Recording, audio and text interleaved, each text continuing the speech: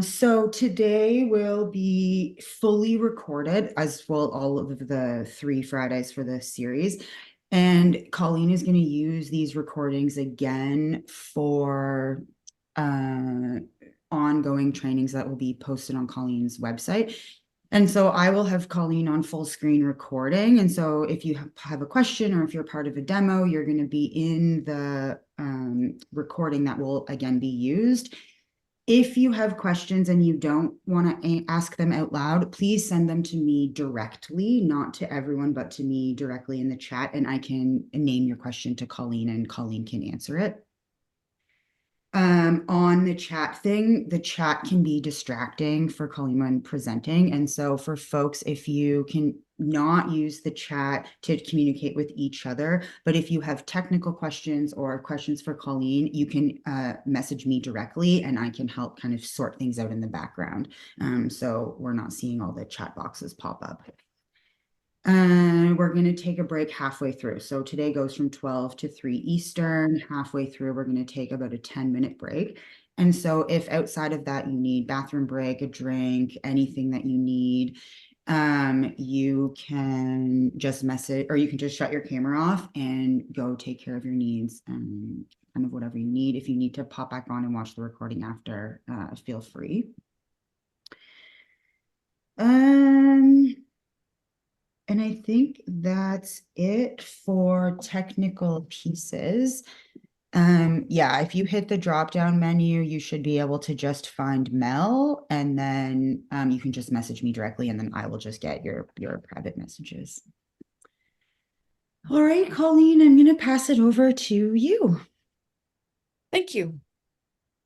Thanks, Mel, for hosting this. I am super excited to teach this brand new training.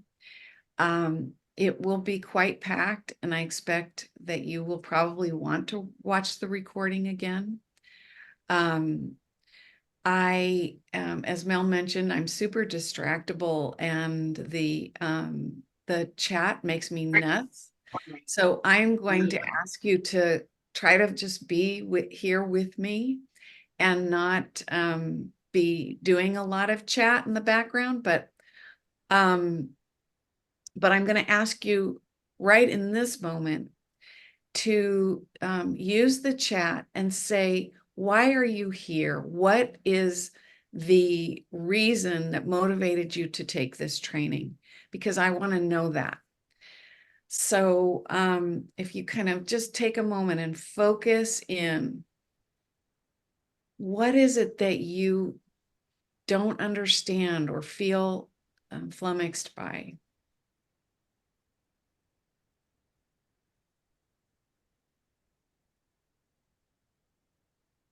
What do you want clarity on?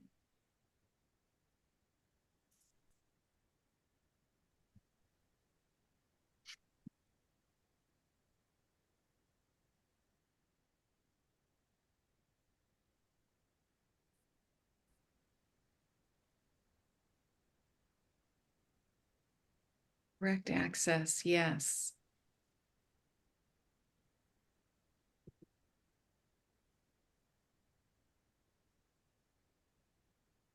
Yes. Oops.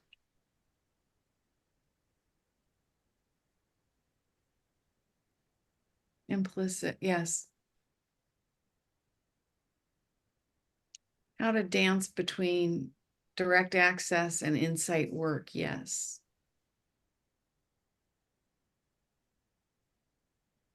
Absolutely. How to get access to these difficult systems.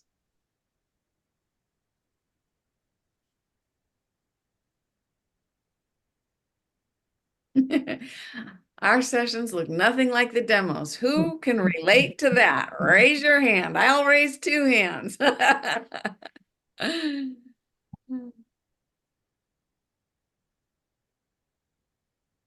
Yeah. Yeah. So finishing your level 1 and just realizing it's great, but it doesn't solve all your clients' problems, right?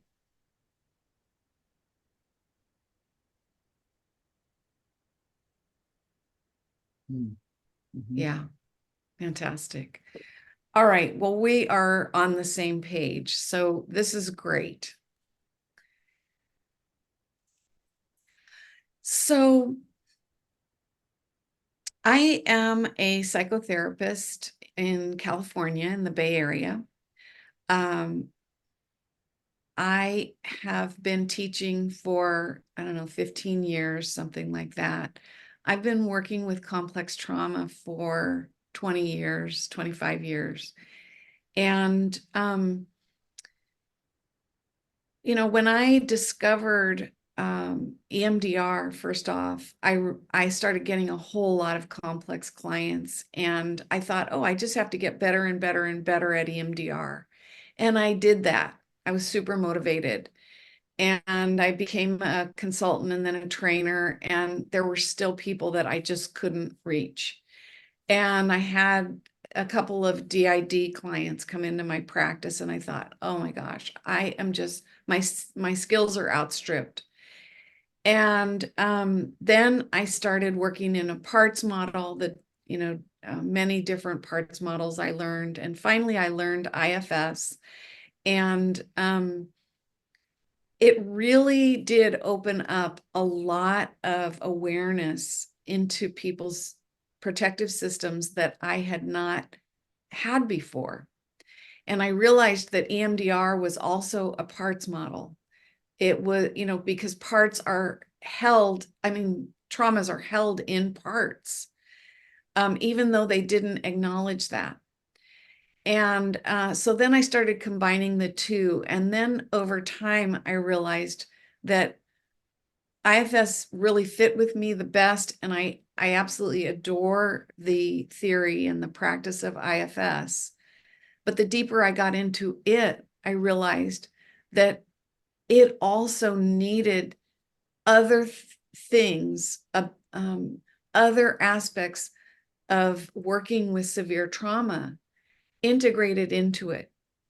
And I will talk more about the details of that, but that's the sort of setting the stage for this training and all my trainings. I have my 35-hour, 36-hour masterclass up on my streamable platform and Smart Therapy Tools. And, in it, I go through many, many different ways to understand the complex system and many ways to work with it. This is a kind of a compressed class, and I want to give you as much information and also practical skills as I can give you in 3 hours. And then the next two classes will be focused on kind of the bread and butter of sessions, how they look day to day. So this is more theoretical. And then, although there are a couple interventions today, the next class is focused on implicit and explicit direct access, because that's what I do all the time in my office. And then the third class will be practice. I love your questions. They ground me, they improve the training, but I also will reserve the right to interrupt you. I can't really get in deeply into cases in this kind of format, but if you want to ask me a clarifying question about anything I'm talking about, absolutely have at it. It helps me. With that, I'm gonna jump in.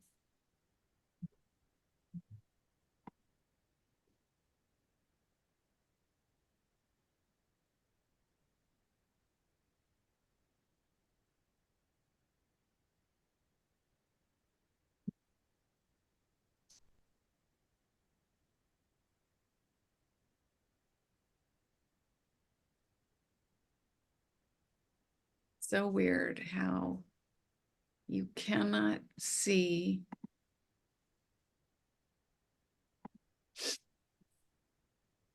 There's all this stuff at the top of the screen, which means you can't push the button for slide the right format. So building relationship with complex systems. The reason I am calling this series Building Relationship is because I think that is an aspect of IFS that is kind of underemphasized. And what I hope you leave this training with is a sense that you can build a relationship with whoever is sitting across from you. You may have to use yourself in different ways, though.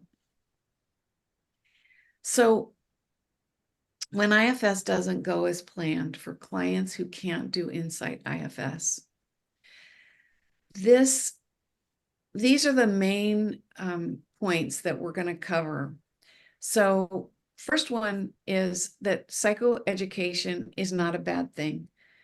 Psychoeducation actually has gotten a lot of, it's kind of gotten a bad name in IFS. And the reason that is because it is,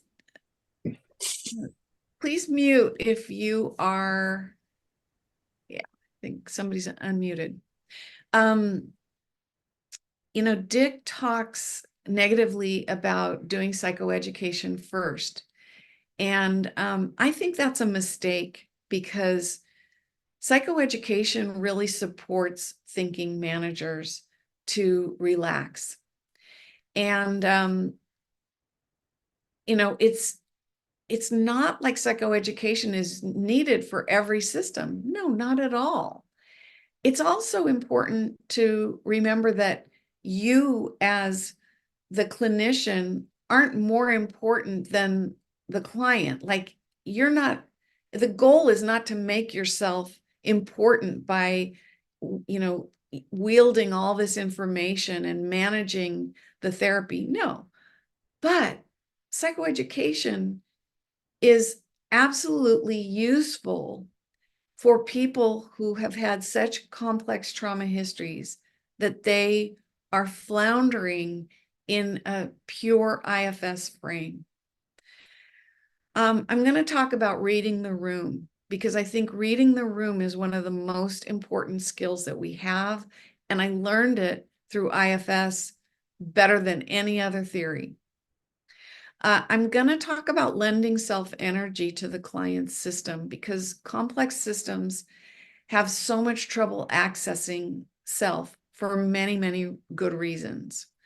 So we do a lot of lending, but how do we do that? That's a question that I'll address.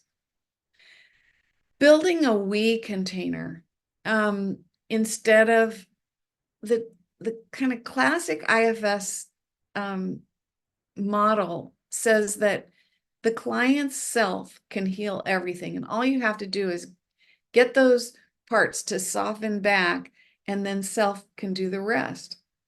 Well, there are systems that feel abandoned when we do classic IFS. There are also systems that get destabilized when we do classic IFS. So I'm going to talk more about that. But the we container is we're in this together, and the relationship with you actually really does matter. Confused, fraudulent, and overwhelmed therapist parts. I'm going to talk about, and we'll do a little work around those parts of you that get in the way with complex clients and maybe with all your clients. I mean, it's just part of the work. 5 parts to start is something that I came up with I was just working with someone who was in a had a highly dissociative system, and it just was a game changer. And now I've tried it with several clients and it works quite well. It's just a way to get started. These are systems that people, they actually feel so dangerous to them to get into that they have parts that just block access. And what we want is some access that's kind of controllable and not overwhelming. So I found that labels help. And when last part of this class is when more skills are needed, when a client comes in with a diagnosis, DDNOS or DID, and they really, really have no way to get into IFS, and they need some preliminary help, some preliminary work. I think there's also nothing wrong with that. So IFS is a transformational therapy. And what do I mean by that? There are many transformational therapies, by the way, not just IFS. EMDR was one of the main ones. There's also sensory motor psychotherapy. There's many.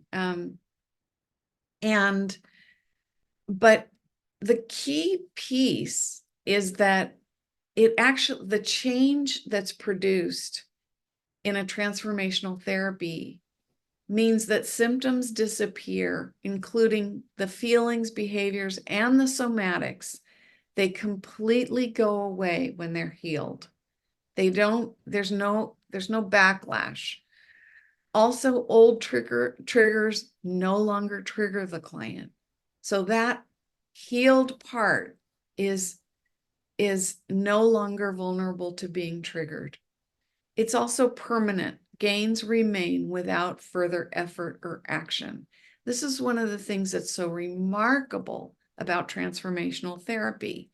And many people who are still doing talk therapy are not aware that transformation is possible.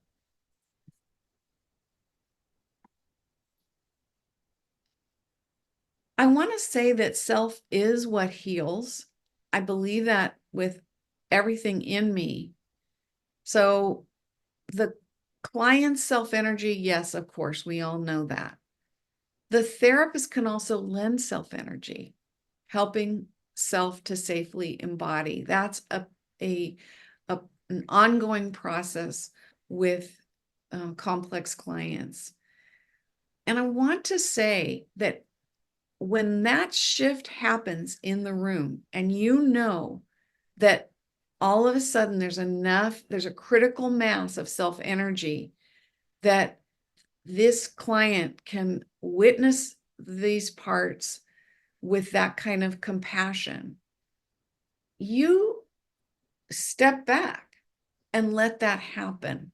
So anytime you can step right into that insight IFS, do it. Okay. You've done your job. It's like you've teed up the work and it's just going to flow from that point. And there are many clients who can come in and on the first day of therapy, they can access self-energy and they can do the work. But I also want to say there are many, many, many, many, many highly traumatized systems that take a long time before Insight IFS flows smoothly. So I want to talk about pre-verbal trauma because it's key in this whole conversation. Like, what does complex trauma actually mean? It means that there is a history of repeated relational violations and abandonments. And those generally start early. And they are often then, they tee up the client to, have a life of more and more and more abuse and or neglect. So because they've been set up, their protective systems set them up to get into dangerous or relationally dangerous situations over and over and over again. But it's this pre-verbal trauma that sets the whole ball rolling. By preverbal, I mean conception to age 2. And this is the time when clients don't have explicit memory yet, but all the memories are stored implicitly. So this is really important. Probably the question that I get more often in consultation than anything is, I don't understand why, for example, this client keeps getting into relationships that are violent, or any repeating pattern. And they are putting all the focus on the patterns now. And what I direct them back to is, what were those first 2 years like in their lives? Not that you're going to gather a whole lot of history early on, but you want to get some headlines, because you will then recast the therapy, imagining that all of these parts that you're working with are extremely young, and they are different. They show up differently. So the history of repeated relational violations and abandonments early on. Parents blended with their managers and firefighters. And by the way, last night I added exiles. So if you're looking at your slides, if you printed out your slides, add exiles there. Parents blended with their parts, maybe all the time, maybe it's 98% of the time, are going to create this kind of system in your client that is just filled with a seamless set of protectors. Interesting fact, even if you have one parent who is very, very anxious or chronically overwhelmed, you can get a system that is disorganized attachment. Okay, that's been shown in the research.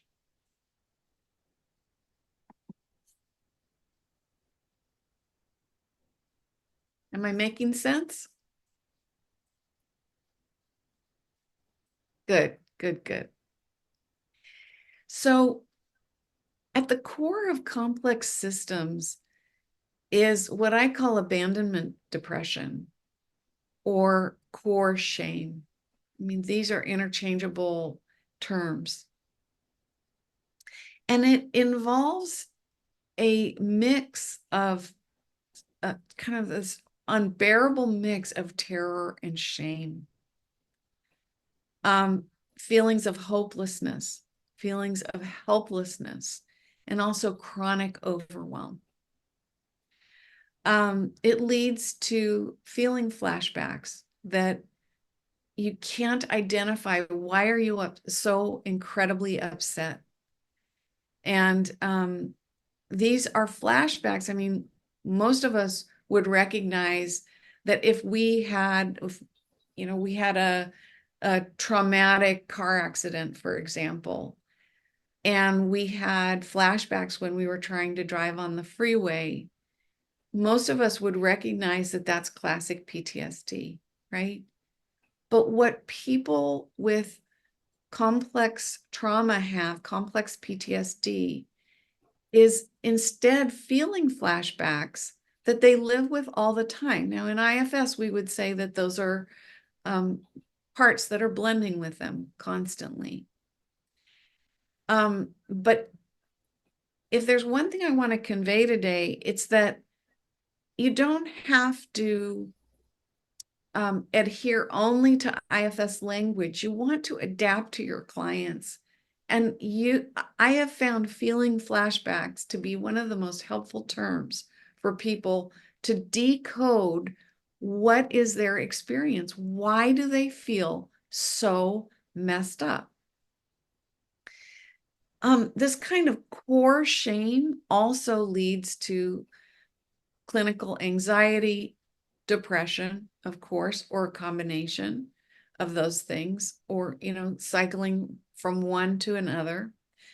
Parts that wish to be dead, fear of people and relationships, and believe me, that includes you too.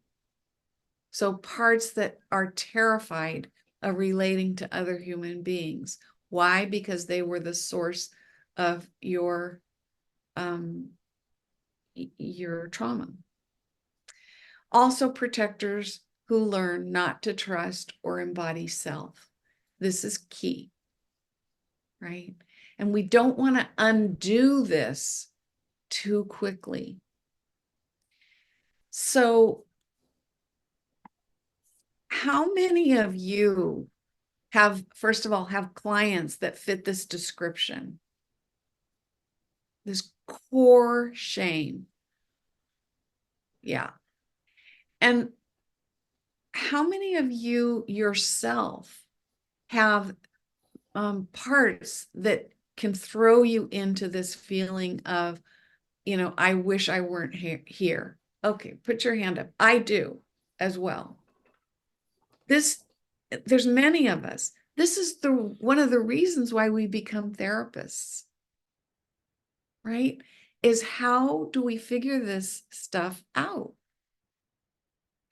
I ended up, I come from a family, my dad was an alcoholic, sometimes terribly violent, huge rageaholic.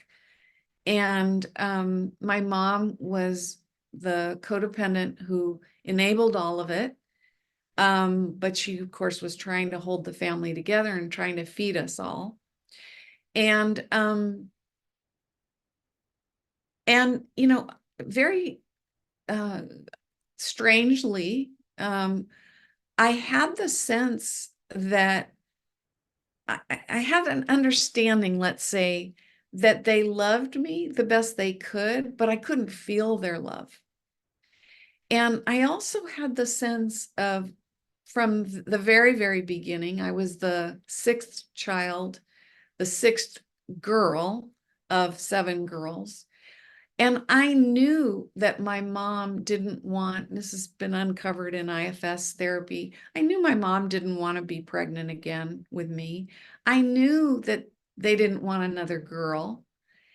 And I also was really incorporated into the system to try to placate my father, my raging father, and take care of him, and to be the confidant of my mom and my dad.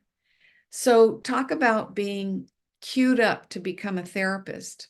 It was just like, what else can I do? I was the family therapist from the time I was about 2 years old. So the reason I'm talking about this is because ostensibly we were this middle-class family that there clearly was abuse. There was verbal abuse, there was some physical abuse, there was some domestic violence.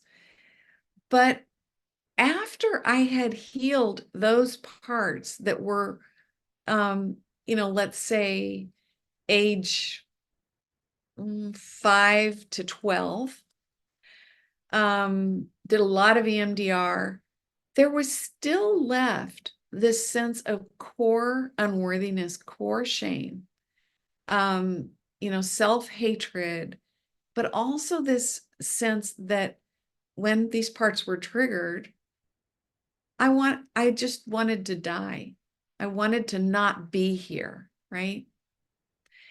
Also, history of suicidal parts. So I had to keep looking what was going on underneath the overt abuse, right? And so I kept looking and looking and looking. And when I did find IFS, I found that I could finally access those pre-verbal parts, fetuses, 12-month-old babies, 14-month-old babies. and they could finally be unburdened. So it's a beautiful model, but it really has to be paced. And finally, I could, because of working with the protective systems of my clients, I could finally help them to, in a very measured way, move into their youngest exiles. So, wow, that was a long monologue. Did that all make sense? Good. So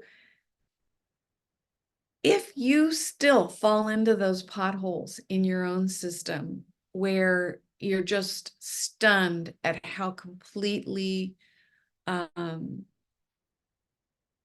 uh, helpless, hopeless, and overwhelmed your young parts feel, I want you to know you are not alone, and that and that they really are truly accessible. But we're going to talk some about protectors in exile, which is a very important piece of this whole puzzle. All right, take a deep breath.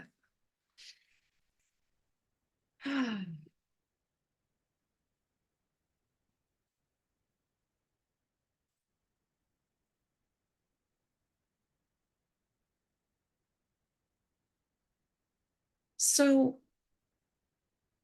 abandonment depression, or sometimes I call it baby depression, is something that no one is going to tell you about when they come into your office, because it was learned procedurally, right? When they were extremely young, they just absorbed it. But I want you to listen for certain clues. So if you hear a story, and it's very important to, even if you don't want to open up a ton of history, to listen for the stories that were told about this client when they were a baby. Everybody's got some of them. So, what did you hear about yourself when you were a baby? What are the stories that are told about you? Sometimes it's that, oh, I cried all the time. I had a DID client who said that she was told she cried between every bite of food. That's a very interesting story. Crying between every bite of food. So a hard to soothe baby may mean that they were temperamentally very sensitive. It may mean that they didn't really get the attachment they needed. It may mean that they were overwhelmed. They were just fine, but they were overwhelming to their caregivers. So that's a clue. Listen for easy baby stories. Ironically, the story that was told about me over and over again was what an easy baby I was. And I later found out that at 4 months, I completely gave up protesting, completely gave up, because I knew my needs would not be met. So I became an easy baby, but it was because all of my protectors were already in place. And I knew that if I was a good baby, I would be more likely to get care. So that's a classic story that you wouldn't look deeper into. I've found that with several other clients as well. Listen for autonomic volatility. This is one of the key pieces, that if your client is dysregulated over and over and over again throughout the day and even throughout a session, you know that they have this core abandonment depression, because their protectors are working super hard to keep exiled material out of awareness. And of course, it doesn't work. right? It doesn't work very well. Listen for embedded beliefs. I shouldn't be here. I'm a burden. There's something fundamentally wrong with me. These are the schema that are at the core of this baby depression. Parts that think of suicide as a comfort, absolutely. I really think that it's important to be out about your own parts that have thought about suicide, even if you never contemplated suicide. It's one of those parts that learns to protect by giving you an out. It's just it's a very, very understandable kind of part of last resort. And I don't think suicidal parts should be cloaked and shameful like they seem to be. So I want you to think for a moment, if you have a paper and pen, I want you to think about what age child in distress triggers you. So have you been in the grocery store and had, yes, some people are nodding. So another way is if you are for sure out in public and you see a kid who's, in some kind of distress, maybe they want a toy and their parent has said no, and they are starting to have a meltdown. I want you to begin to track your part's responses to that. Or if you're a parent or, an aunt or uncle, we all know that there are certain ways that our kid reaches a certain age and all of a sudden their behavior's very triggering to us. Well, that's telling us a whole lot about our system. But if you are in, like, Costco the other day, I was in Costco and believe me, I'm much less triggerable since I have done a lot of IFS. Sometimes I can just see a child as having their own feelings about something. But I heard this child just, really having a meltdown. And then the parent turned away from them. And the turning away was what triggered a little part of me. Just being silent, turning away, and I watched the mom dissociate and become very blank. And when I saw that little tableau, this part of me just boom was right there. And so that was a trailhead, obviously, right?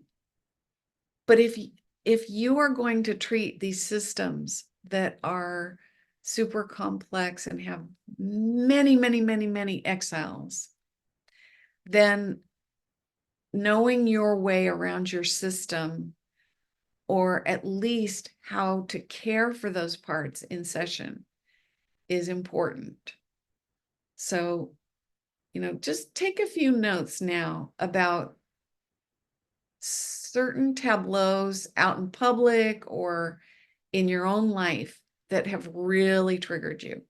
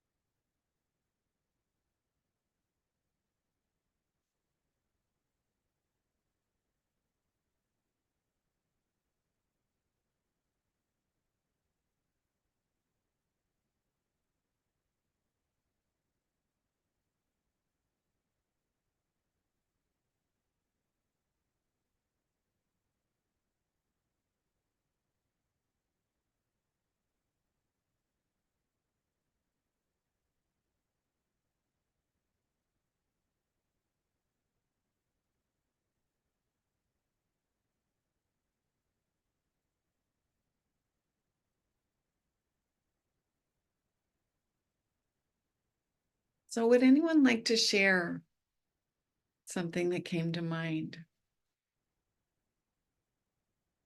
Just put your little yellow hand up.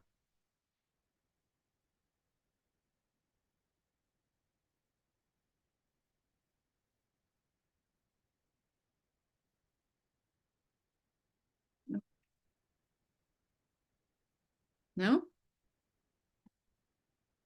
I'll keep going. Keep tracking this though in your life. Colleen, you got a couple people raise their hand right before you put your slides up. Okay. Christopher. Sure. When they seem sort of pathetic, which I have another part that comes up and goes, how could you call a child that? And yet there is a part of me that has that kind of reaction. Totally get that. Yeah, thank you. You're Carrie. welcome.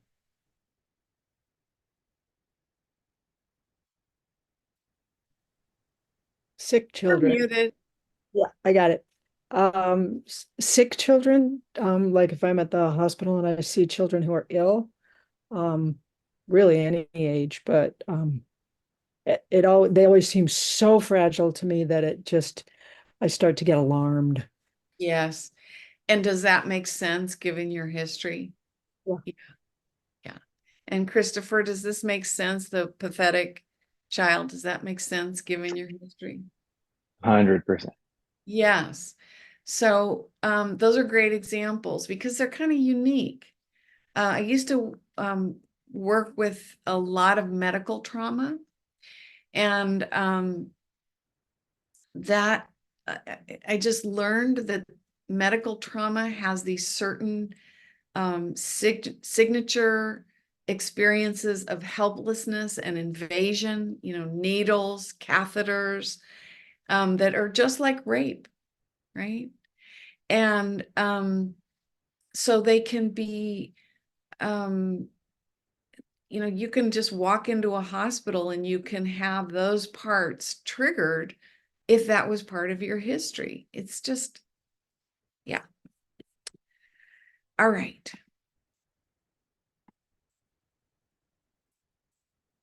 So I want to talk about reading the room.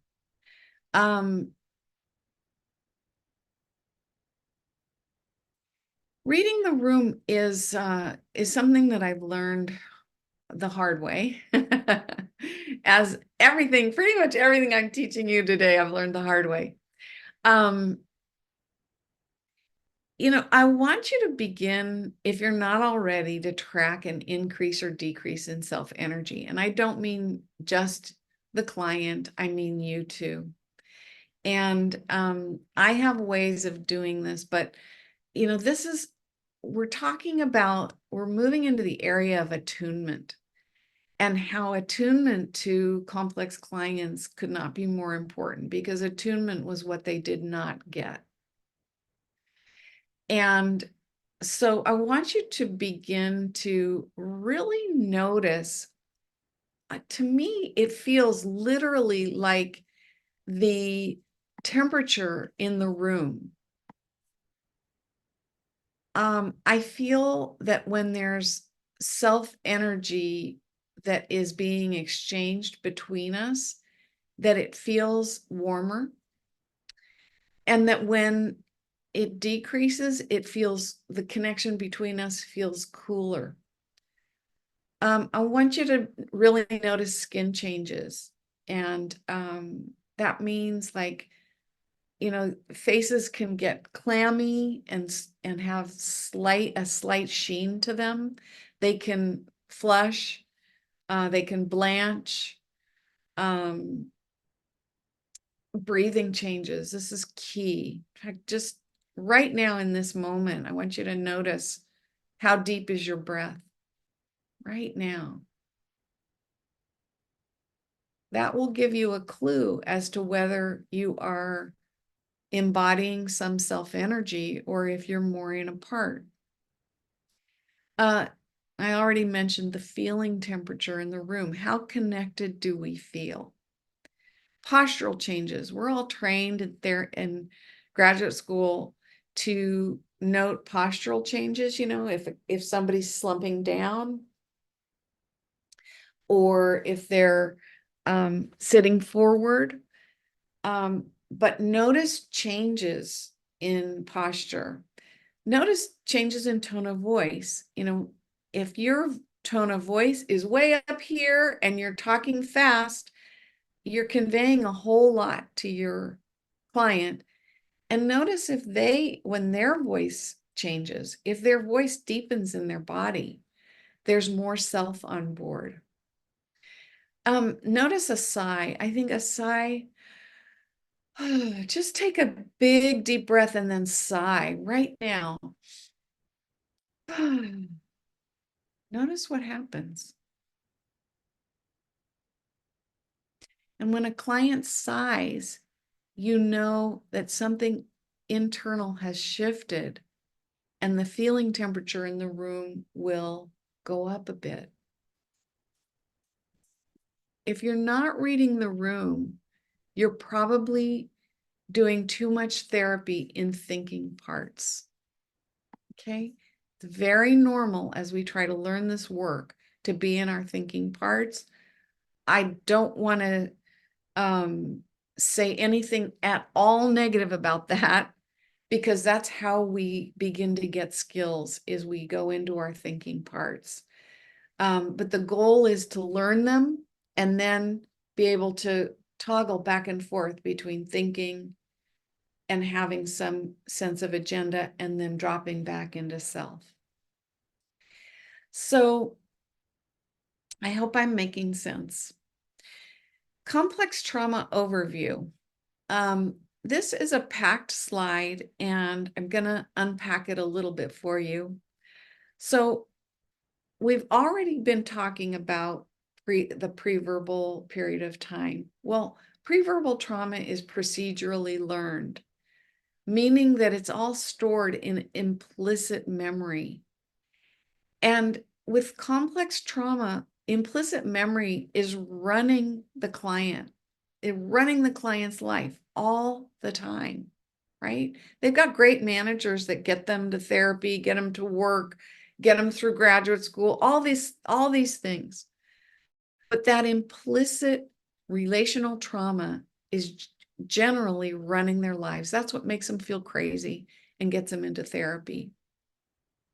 Core shame, I am a mistake, I'm worthless, is an attachment wound. That means it's in that early period when the attachment system is being laid down. So if you see that core shame, know it's from the preverbal period. Chronic autonomic dysregulation is also an attachment wound. Dissociation, the chronic structural kind, we all dissociate. But the chronic type is a brilliant adaptive response to neglect and abuse. These parts that dissociate and take the client out allow a person to remain close to an abusive or neglectful parent. Okay. I learned all of this from my clients. I mean, obviously, I've done a lot of reading too, but when you begin to unpack client systems and you realize that their dissociative parts are key to their functioning and key to their getting through their lives, you realize that they're absolutely necessary. They're not parts to get through or past or avoid. Complex trauma comes with highly developed hypervigilant parts detectors, and their protectors can be subtle or even vicious and everything in between. So highly developed hypervigilant parts detectors. This is why, and this is the brilliance of IFS, is that if I'm in my parts, if I'm doing therapy from my parts, it will subtly or not so subtly activate the client's protectors. They are detecting my parts constantly. And that the brilliance of IFS, thank you, Richard Schwartz, is that we have training to be in self, to know when our parts are running the show. This is a game changer for working with complex systems. Treating the client's nervous system is key. So the relationship with you and your self-energy are regulating. This is something that is foundational to working with complex trauma, but it helps with every single client. The relationship with you and your self-energy are regulating. Okay.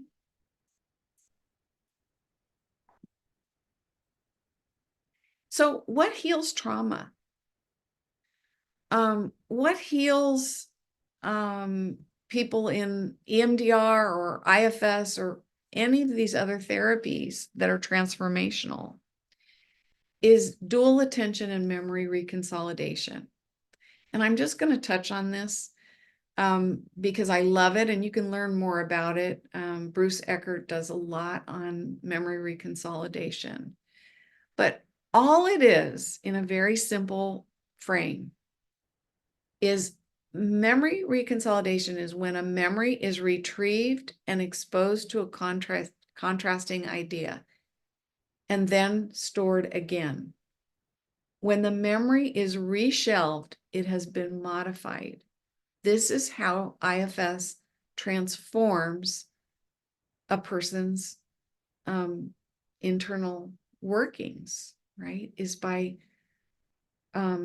exposing old memories that are stored in a traumatic form, right? These are exiles. Exposing it to self. Self-energy is a contrasting idea. And this is how a client will begin to change long before they do a full unburdening or even a full witnessing. And this is how you can work for 1 or 2 years with a client with complex trauma. And they keep getting better and they've never done an unburdening because you are making incremental changes through memory reconsolidation. Each time that your compassion, your self-energy, it changes one of their stored memories, you are creating an incremental change through memory reconsolidation. Every time they increase their compassion for a part, they're operating through memory reconsolidation. So it is not that you're doing nothing in this earlier period of therapy. You're doing a lot. Am I making sense here? I hope this is giving you some hope that the clients you're working with, that you may have had a part saying, I'm really not doing much for them. I hope it's giving you some insight into the value of what you're doing. But I want you to understand what you're doing and have a new frame around it. Mhm. So, questions about that? Question, Colleen, around your thoughts on folks who have yawning parts in sessions that come up. Yawning parts are fabulous. They typically, yawning is when a client is coming out of hyperarousal and coming into the window of tolerance. So when they yawn, that's golden. Sometimes they're going into hypoarousal and then pretty soon they're going to sleep. And that can be a bit of an issue, but no, yawning is good. It's like sighing. It's really good. Laurel, question. You're muted.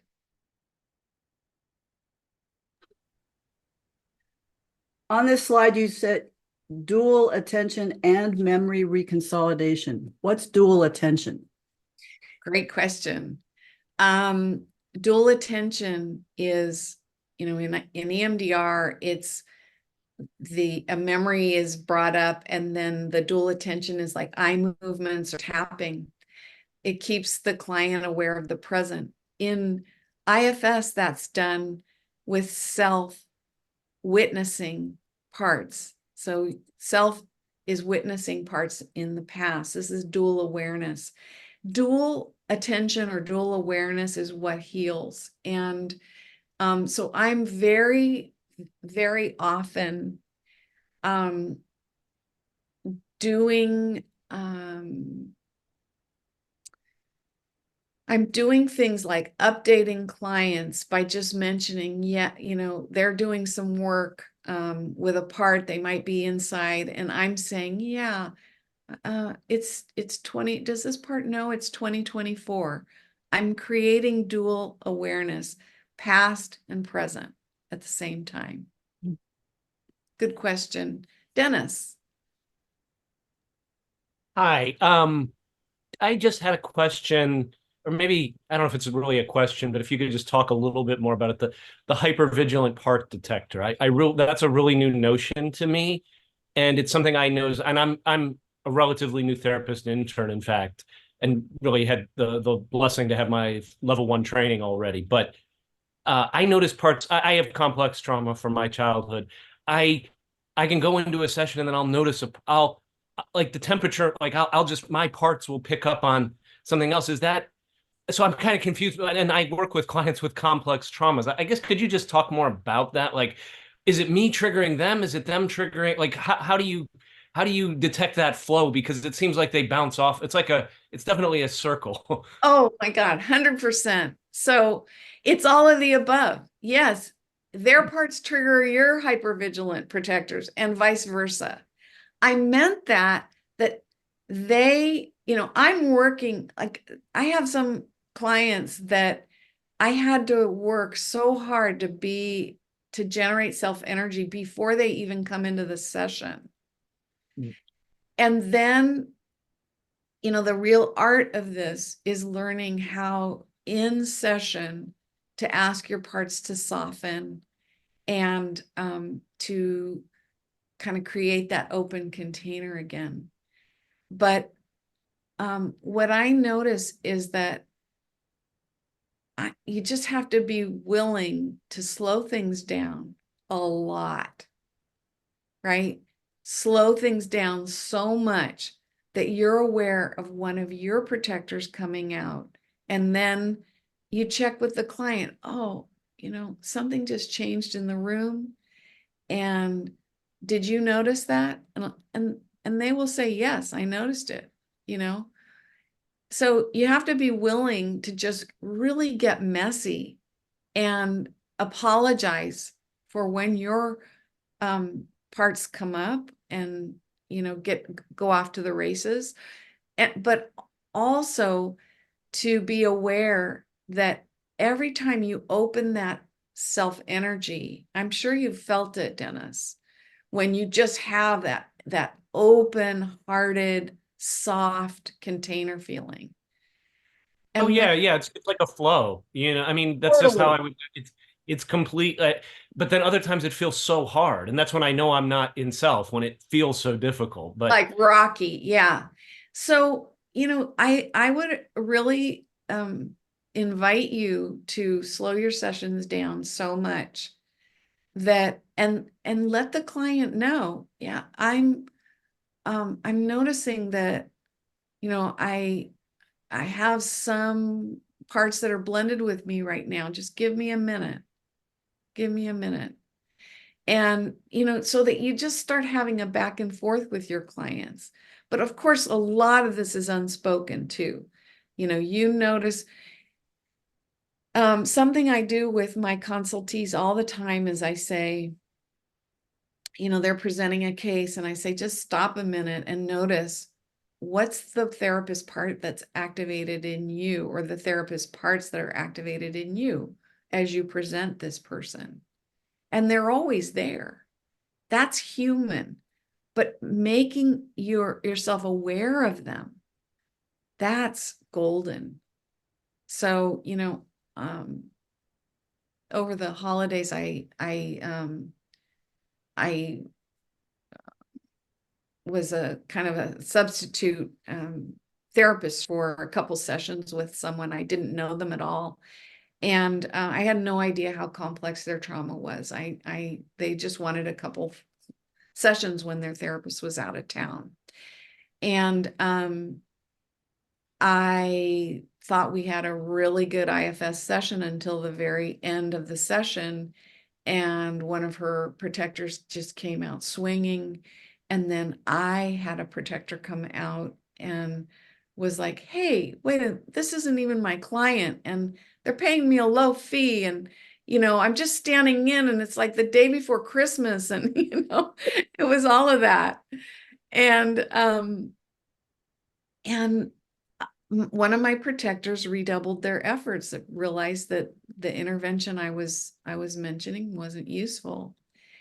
And I stopped and I said, you know what? I noticed a part that, wanted to end this session on time, and realized we have to work through this a little bit. So it was just another example of, wow, I have to cop to it. I have to cop to what's happening in my system, because she picked up on it immediately. All right, Ari. Actually, that meanwhile, I was raising a hand. You already talk a lot about it, but I also wanted, some part of me wanted to know, like, when we get activated in the session as the practitioner, that besides throwing down and noticing our part be activated, what else can we do more for that? Of course, that when the client notice our activated, then we should speak it out and mention about it. But if the client didn't notice it, and also you slightly notice it by yourself, that what can be done. 100%. And I teach this all the time. Let's do this together as a group. Thank you for the question. So everybody, if you can be on screen right now, turn on your camera. And I want you to just take a deep breath. I do this all the time, and I learned it directly from Dick. He wasn't teaching it, he was modeling it. So I want you to just take a deep breath and go inside.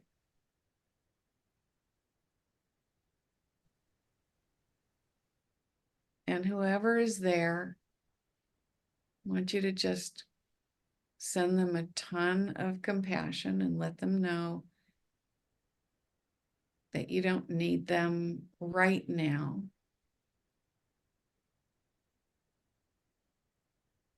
Let them know, of course, you understand why they're here.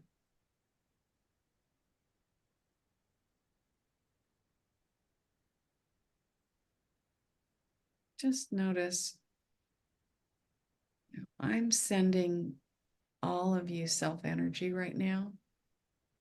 And I want you, as soon as you get in touch with that self-energy, I want you to send it out to everybody in this class right now.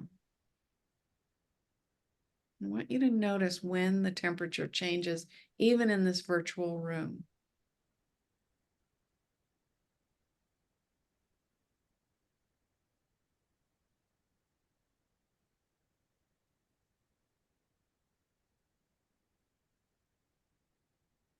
And then I want you to put up your hand when you feel that shift. I just got it. That's wonderful. That's wonderful. Okay, yes. Yes. Beautiful. So everybody was able to feel that after just a few seconds, right? You can put your hands down. Thank you. So now into this space that you've created with a little more self-energy. Now what I want you to do is imagine that your toughest client walks into the room and starts doing the thing they always do. And then read your body. What just got activated?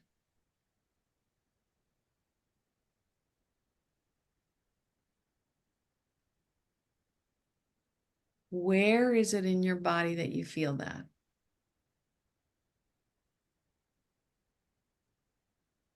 It's different places for different parts. Whatever just got activated, that is the somatic signature of that part that gets activated in relation to that client's protectors. And now what I want you to do, I do this in session at least 10 times every session. I want you to send that part some breath. Breath is self-energy. Or even in a more elemental way, I want you to just send that place in your body some breath.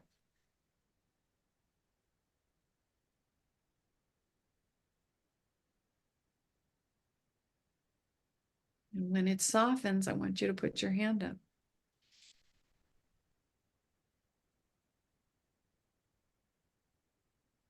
That's beautiful. That is beautiful. You can do this 10 times every client hour. As many times as you need it. That is a somatic way of intervening with your parts.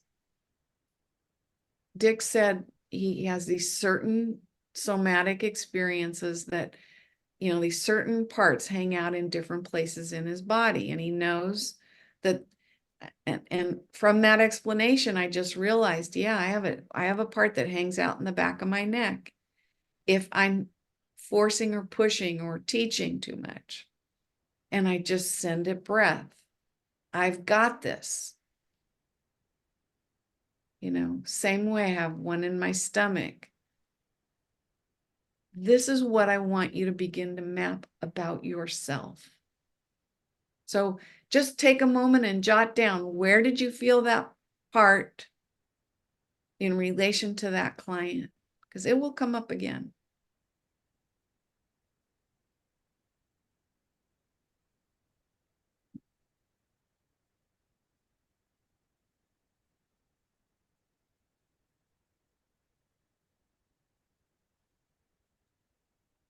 Colleen, I have a couple more questions as folks are writing some stuff down. Okay.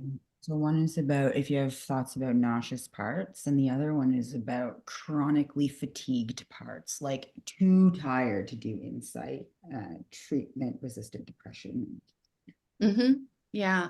And the first one was Nauseous part. nauseous. Yeah. Nauseous parts are often, nausea often arises when, I mean, it can be any kind of part. It can be a polarization, you know, that is really overwhelming. It can also be a preverbal exile. It's very common for nausea to rise up, but it can also be a protector. Protectors that give you nausea cause you to, you know, retreat. Oh God, I feel sick. I have permission to go into my room. So it can mean many different things.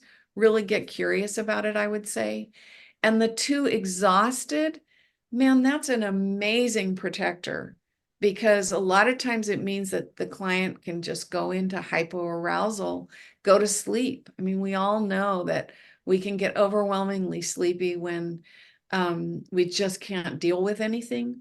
Or very commonly, your client is in hyperarousal 90%, 80% of their lives, and they come into therapy with you And oh my God, finally my parts are going to get some care, and I start yawning, and I'm just, oh God, finally I'm feeling my exhaustion. But it can mean many things. So, it can be a protector that just takes you out that way. So, get curious about it. Colleen, I just want to name to the group one more thing that part reminded me. We're having one set of breakout rooms after the break. If anyone has a dual role with anyone in this group, please send me a message directly and I'll make sure you're not in the same breakout rooms together. Thank you. Beautiful.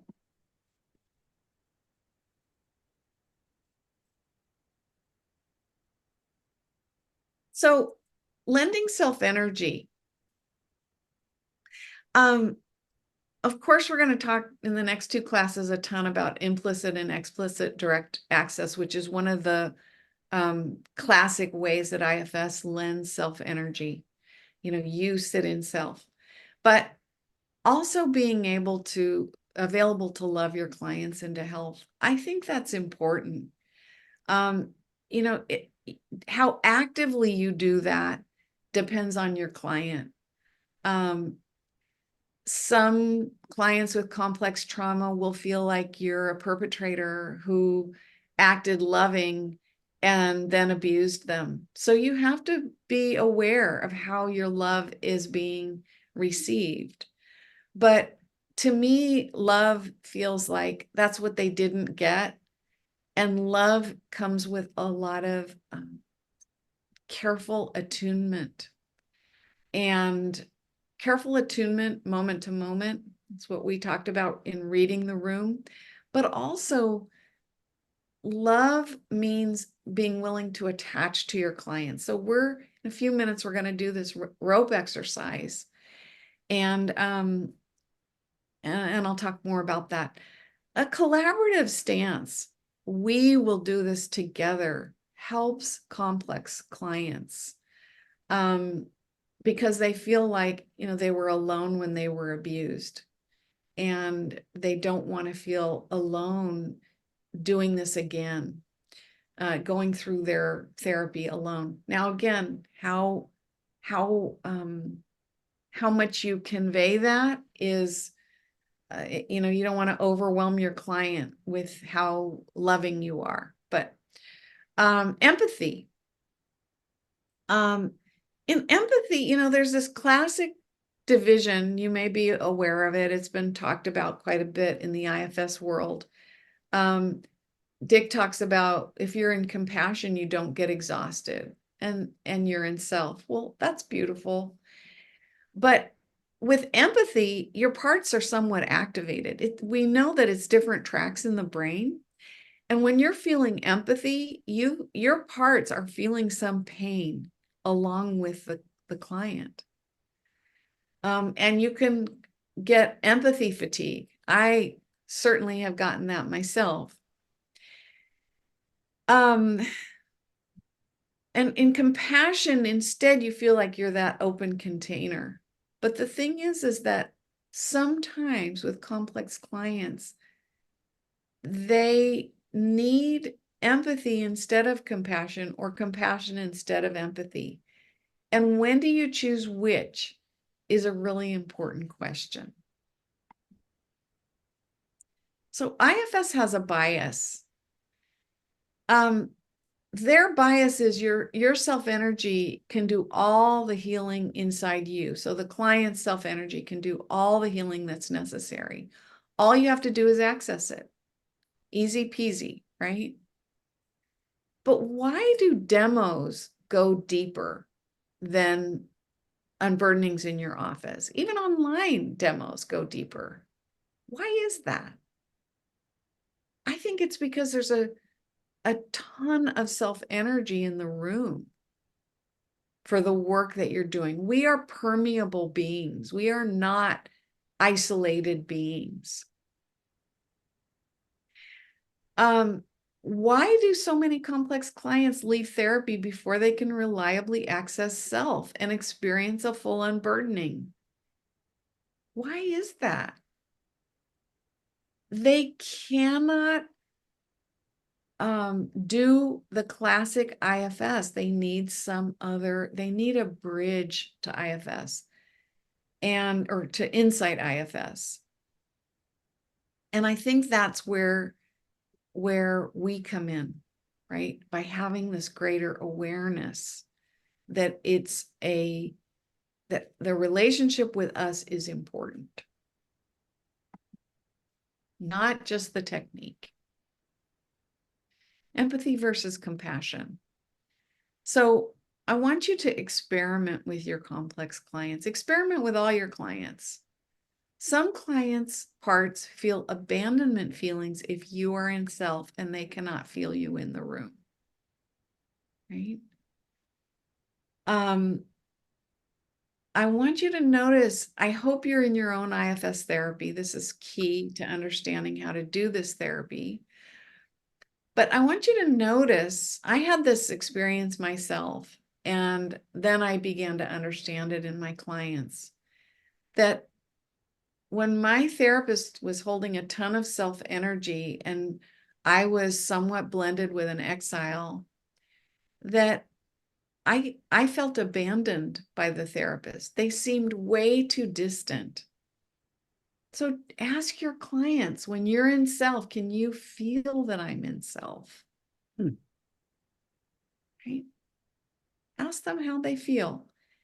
I was working with a DID client, and she would be so blended with her parts, and they were so young, that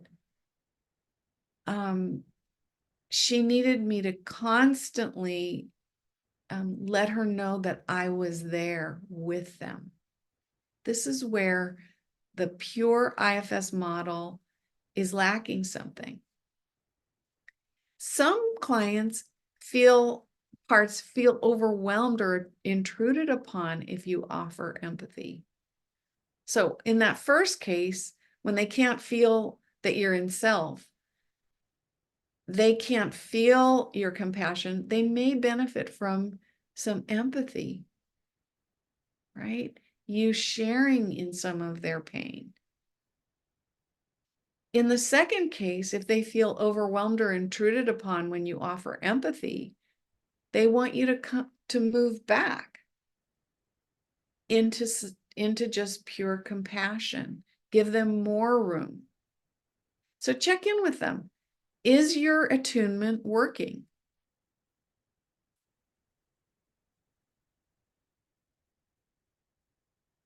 I want to say it's all attachment repair, everything we're doing. So prioritizing attunement and co-regulation is very important with this population. And you want to prioritize that over some agenda that you have. Using a collaborative stance with your clients. So again, it's we. How is this going? Check in with them, ask them. Oh, I just noticed something in your face. What just happened? Use a soft eye gaze, crinkled at the edges. If you just soften your eyes now for a moment, what does that notice? What does that change in you? Just let your eyes crinkle a little bit. This is how we look at babies. This is how you access more self-energy just in a somatic way. Also sit in a balanced way. Again, they have these parts detectors. Sit in a balanced way. I'm sitting with my spine pretty upright. If I notice that I'm collapsed at all in my upper chest, I notice that there's a part present. So that's a very easy way to make more room for your self-energy, neither back nor forward. Using a soft tone of voice and a slow cadence. Again, this is how we would communicate with a child or a baby that we wanted to soothe. So we're talking about how do we regulate another person non-verbally. course, careful tracking of nonverbal cues. We've talked about that in reading the room, and slower is faster with this population. So inviting collaboration. Trauma is the experience of being forced to do what someone else wants you to do. So don't assign homework. Don't make helpful suggestions. I have made so many. I used to assign homework. They never did it. Or if they did it, it was just a manager, a very compliant manager who was doing the homework. I don't make helpful suggestions anymore, at least that much. I certainly have a very helpful part that wants to, but that ends up backfiring usually. You know, it just lets those parts detectors know that you have an agenda. Do wait for clients to show interest in what you're doing. Do it together. Whatever you're doing, if you were in the last class where we were talking about creative ways to externalize parts, I mentioned doing it together. Let's make it a we. Not you map your parts, but let's map these parts together. Think small bites, tapas, not an overloaded plate. So just a little bit is usually more useful than you going through a whole thing, a whole spiel. Ask questions. Would you be interested in getting to know the fear? Would you be interested in getting to know the sadness or the shame? Collaborative stance, we know, is a different network in the brain. It's not a passive. They're passive and you're active, or you're passive and they're active. Collaboration is you're both contributing. This is golden when that happens. When we feel connected with someone, our nervous systems really are connected. This is a helpful little slide by Lisa Feldman Barrett. Wonderful. I don't understand about body budget too much, but I'll just read this and notice how this feels in your system as I read it. When it comes to managing your body budget, your brain does not have to go it alone. Other people regulate your body budget too. Holding hands with loved ones, or even keeping their photo on your desk at work, reduces activation in your body budgeting regions and makes you less bothered by pain. So even having your loved one in a picture frame on your desk will do this. If you're standing at the bottom of a hill with friends, it will appear less steep and easier to climb than if you are alone. Have you ever felt that in your life? In contrast, when you lose a close, loving relationship and feel physically ill about it, part of the reason is that your loved one is no longer helping to regulate your body budget. You feel like you've lost a part of yourself because, in a sense, you have. Relationships are regulating. This is how you can actively participate in healing your complex clients. So putting your own oxygen mask on first. Only when we are in a calm physiological state can we convey cues of safety to another. Those of you who are parents know this is the most elemental and useful thing you can do. When your child is having a terrible, terrible tantrum, regulate yourself, and then you can regulate them. Check your posture, check the areas your therapist parts hang out, like that little exercise we did a moment ago. Send them a breath or ask them to soften and then come back into self. This is how you put your own oxygen mask on first. So I want to do a little demo with this rope exercise. It's in your handout too. The script is in your handout. And it's just a physical experience of what level of tension between you and your client feels right. So, and it's also an attachment repair. Connected with you, a felt sense of connection is an attachment repair. So I do this with clients. I learned this through the EMDR world. Because we want to help clients learn how to be in the present, right? After we do this rope exercise, I'll give you a 10-minute break also. Just want you to know that a bio break is coming. So it just starts with, and you can do this in online therapy too. They can imagine the rope between you. But I want to do a little demo with someone, just demonstrating how I do this with clients. So feel or imagine the rope connecting us. What signals are you getting from me? Are you oriented in space, feet on the floor? What year is it? How old are you now? We're getting the client in the present so that they can have that dual awareness or the potential for memory reconsolidation, right? So in your handout, it has a script for how to go through this. And I want to invite you to do this week with your clients, with at least one of your clients, and try with a client who's not super, super complex so that you can practice, right, in an easier way, a bit easier way. I actually want to invite you to do any of these interventions with your easier clients first or with a colleague, okay? Because you don't want your parts to fail and then freak out and never use it again, okay? I do that. I've done that so many times, like, oh, this will work with my DID client, but of course she throws a curveball at me every time, right? So do I have a volunteer just for a brief demo?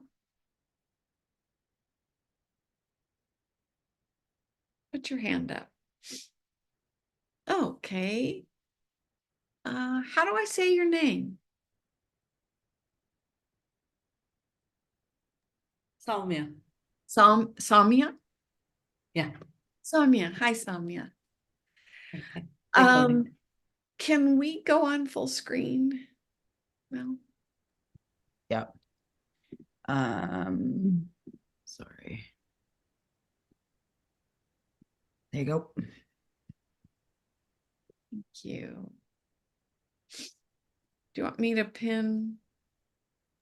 I have both of you pinned side by side. Okay, because I'm not seeing that for some reason.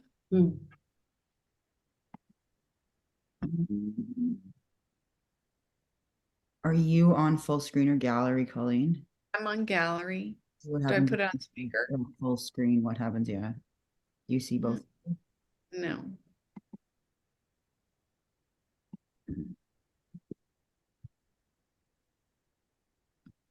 I know that I can pin her, but I'll let you. I have both of you pinned side by side right now. Yeah. How do I There. get you? Put your screen on multi-speaker, Colleen. Multi-speaker. There should be an option if you've got latest updates. Maybe if we all go off video. Yeah, just go off video. That'd be fine. Thank you. Appreciate that. Okay, I'm going to take the pins off then. And hide everybody who's off video. Video settings.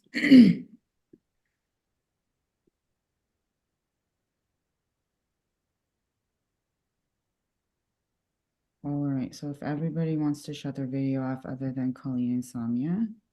Yeah, just hide self. Hide self. Oh, me too, I guess. Okay. This has not happened before. All right, Samia. I am not seeing you. Soumya, say You something. can see me now? Hi. Okay, I'm just gonna pin you so that I can see you. Yeah. All right, hi. Hi. So can you move your screen a little bit so that I can see your whole body? Well, the Yeah. top half of your body. That's Perfect. better? Yeah, Yeah. that's better. Thank you. And so, what I want you to do is I want you to just imagine that we're in session together. You're my client, Mhm. and just tell me, just uh, as if you were coming into session. Tell me what's up today. How are you? What's going on? Today, I'm a bit disappointed with myself that I had planned to do, I'd taken the day off to do some work and I spent the whole day watching TV. So, Yeah. so there's part of me that's like, we are not going to learn. This is, you're going to be in big trouble now. I totally get it. So Yeah. the firefighters just kind of got control and just Mm. really wanted maybe a little soothing, sounds like. Yeah. But now there's another part of you that's mad about it. Yeah. Criticize. Its voice is small because the moment this peaks, I find myself just doing other things, and so even though I sense this unease that I've got things that are on the docket and I'm not going there, it will be like, yeah, half an hour we'll go there, finish this, and then we can go there. So there is a lot of just sidetracking it. Yes. Okay. Kind of pushing that part away. Yeah. Mm. Okay. Well, I wonder if you'd be up for doing a little experiment with me with a rope. If you were in my office, so I've got this 5 foot long rope. It's very soft cotton rope. And but since we're on video, I want you to just imagine because this is kind of a way to, you've got a lot of parts going on inside you, and this is kind of a way to feel the connection between us and just kind of ground in the present. So if you'd be willing to do that with me, just close your eyes and I'm going to give you one end of the rope. And you're going to take it and I'm going to hold the other end of the rope. And I'm not going to let go. I'm not going to let it go. And so first, what I want to do is find the right level of tension for you in your system. So imagine me pulling it really tight, so tight it's vibrating a little bit. And you're struggling to hold on to it. What does that feel like in your system?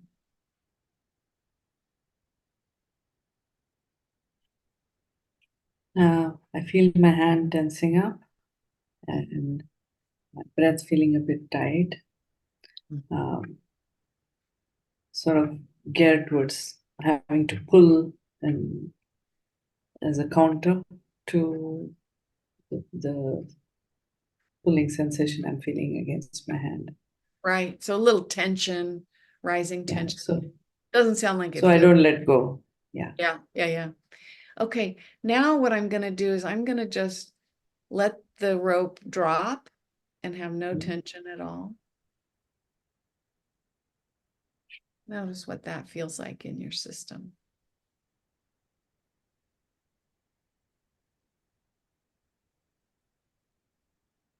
Everything just settled very quickly.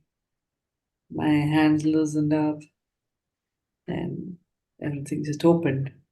So Nice. So that felt good to you. yeah. All right. Now what I'm going to do is I'm going to pull on the rope lightly, just enough so that when I pull 3 times, 3 little tugs, you can feel it. And you could tug 3 times and I could feel it.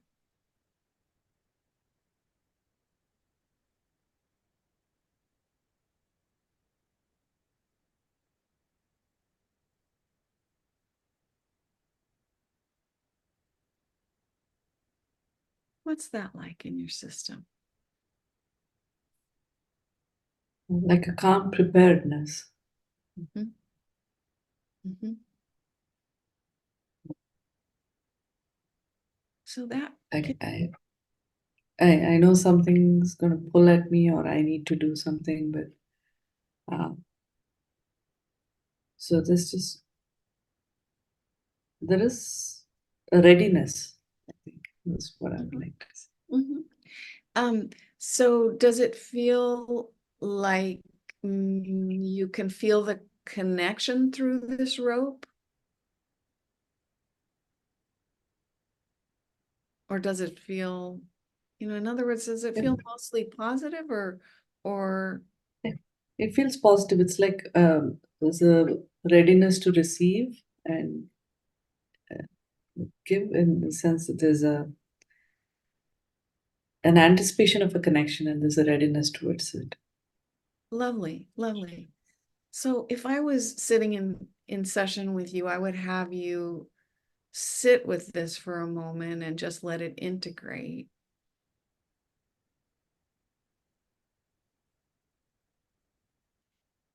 And also, I want to ask you, does it feel when I'm holding it with this level of tension where you can feel me on the other end, are you aware that you're in the present moment? I am now. Yeah, yeah. So,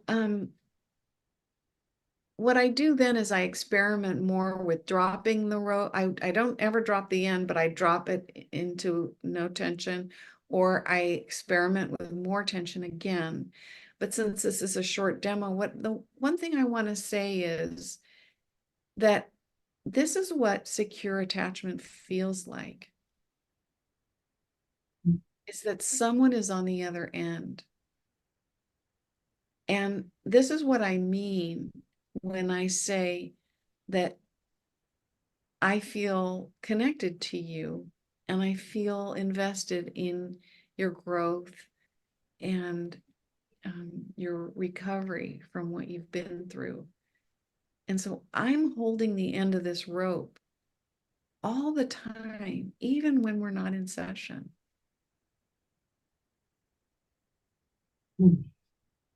Because I'm wishing you well, even when I'm not thinking about you, because we're attached.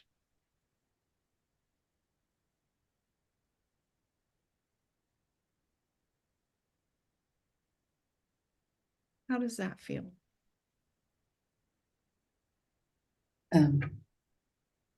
There's immediately a feeling like I'm not alone. And I could feel like there being some support against my back. It felt like I was held, and it's just very different from what I've been feeling the whole day. Fantastic. Beautiful. And then there's one addendum in this. So if you were sitting in my office, we'd still be holding the rope. And then I want to do a little experiment with you. So it might activate some parts, and I don't do this with every client, but I can tell you're in self right now. And I'm in self right now. So Sorry, my earphones. That's okay. Not a problem. Yeah. So I'm what I'm going to do is I'm going to keep holding the rope, but I'm going to keep talking to you, but look off to the side. Mhm. This is harder to notice the difference online, but as we talk about, you know, how your day has gone or anything, what does it feel like to your system for me to be looking off to the side?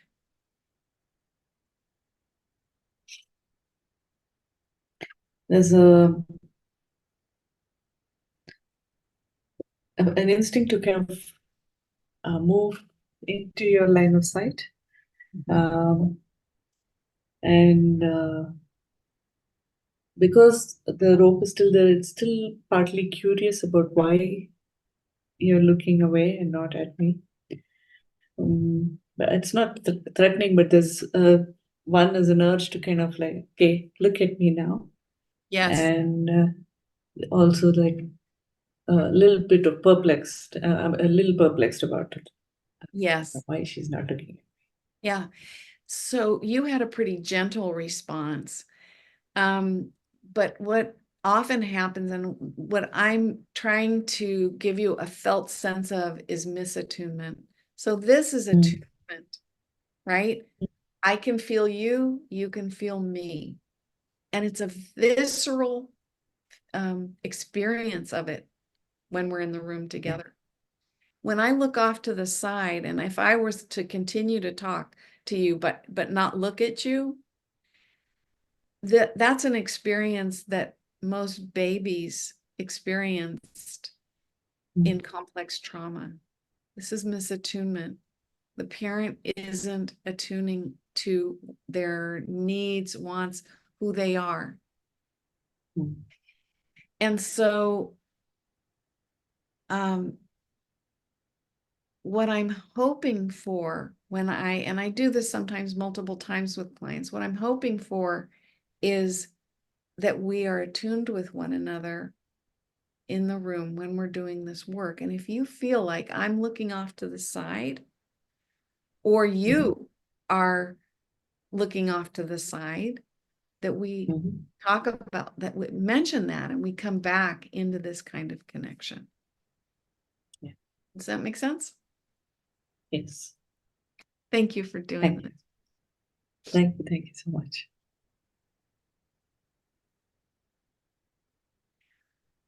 Okay, you can come back onto the screen. We're going to take a 10-minute break now. So hold your questions and we'll come back and move through the last hour and 5 minutes together. So 10:46, come back at 10:56. See you in a minute.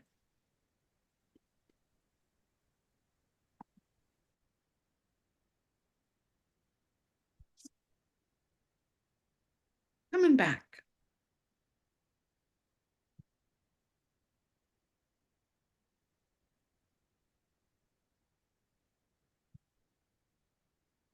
All right. Questions or comments about that little demo? Especially questions.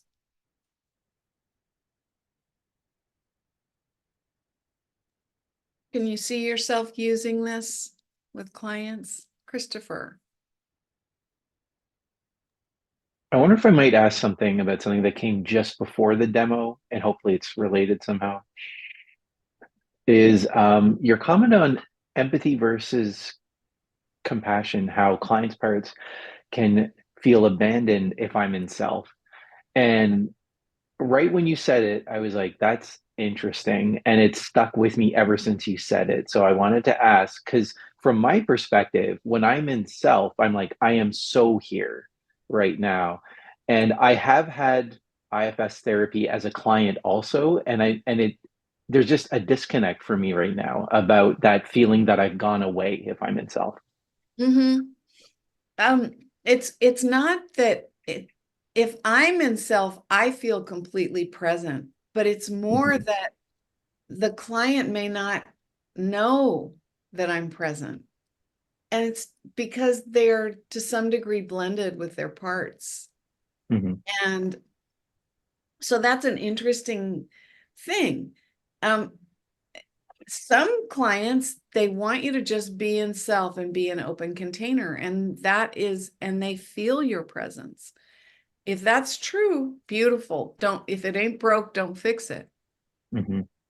But you might check in with some clients. It goes back to this: are we connected Mhm. in the present moment? If we're connected in the present moment,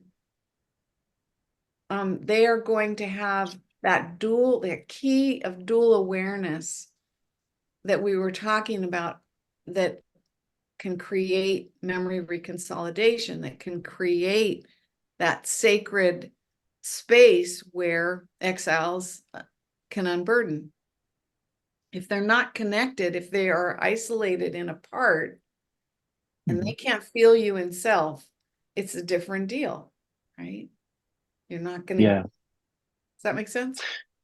I think so, because when you brought the rope back up, it was like part of that exercise is if I'm here and just kind of looking and it seems like I'm not engaging, do you sense that I am still here? And if the answer is no, then that might be a great indication to try the That's it. rope. That's it. Okay, That's it. Exactly. excellent. Thank you. Soumya. Samya. Sorry. Soumya. No, that's right. So as we just finished the exercise, like when you were wrapping up, it brought the memory of a patient that I had. I mean, a client that I had.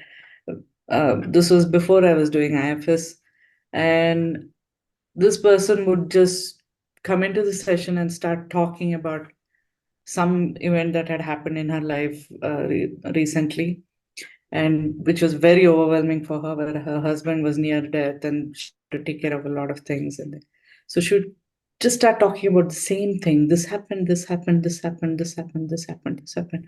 And if I had to kind of bring her back, I had to virtually say, hey, hey, hey, hey, can we come back here? And then it would be just a couple of seconds and then she would go back there. And there was a part of my, I think, I don't know, either a therapist part of me or something. I said, hey, this would have worked well with her. Right. Yeah, so it just felt like, that she was in some space somewhere, and it was making it difficult for my therapist part. Like, what am I doing here in this session at all? Even if I get up and go, she wouldn't notice. Yeah, it's like I'm disappeared, which is exactly what we were going to talk about next. Like, what are those therapist parts that get activated? But yes, it is. In fact, I did this for the first time with a client who has a talking storytelling part that really can basically talk for 50, let's say 46 minutes, and then she wants me to do IFS in the last 4 minutes.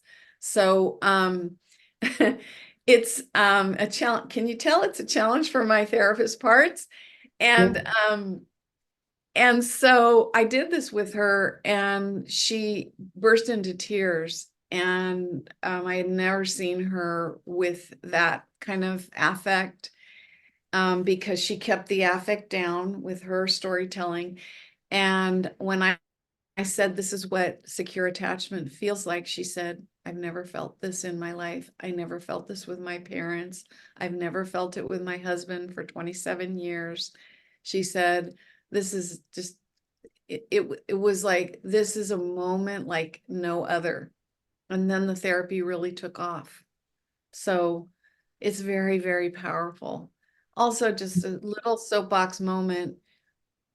The more complex your client is, in the DDNOS range, the more they benefit from being in in-person therapy. Yeah. I'm not sure who was next, but I'm going to call on Brittany. I'll take Hello, thank 3 more you. questions and then I will move on. Yeah. Great. My question, I do a lot of parent-child attachment work, and so it reminded me of like the book, The Invisible String. And I know we're talking about complex trauma systems and the therapist doing it with the client. I had this thought of, could in a less could you use that in imagery with self to part in the client? Could you walk that through? And I could see like the whole concept of like self being dangerous, like I've encountered. And so I didn't know if you've used it there and if you how you modify it.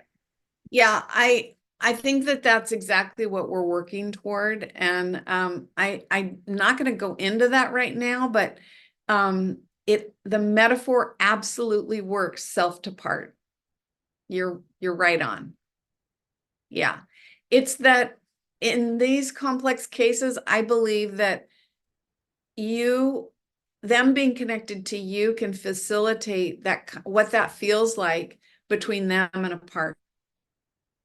Yeah. Layla. Hi.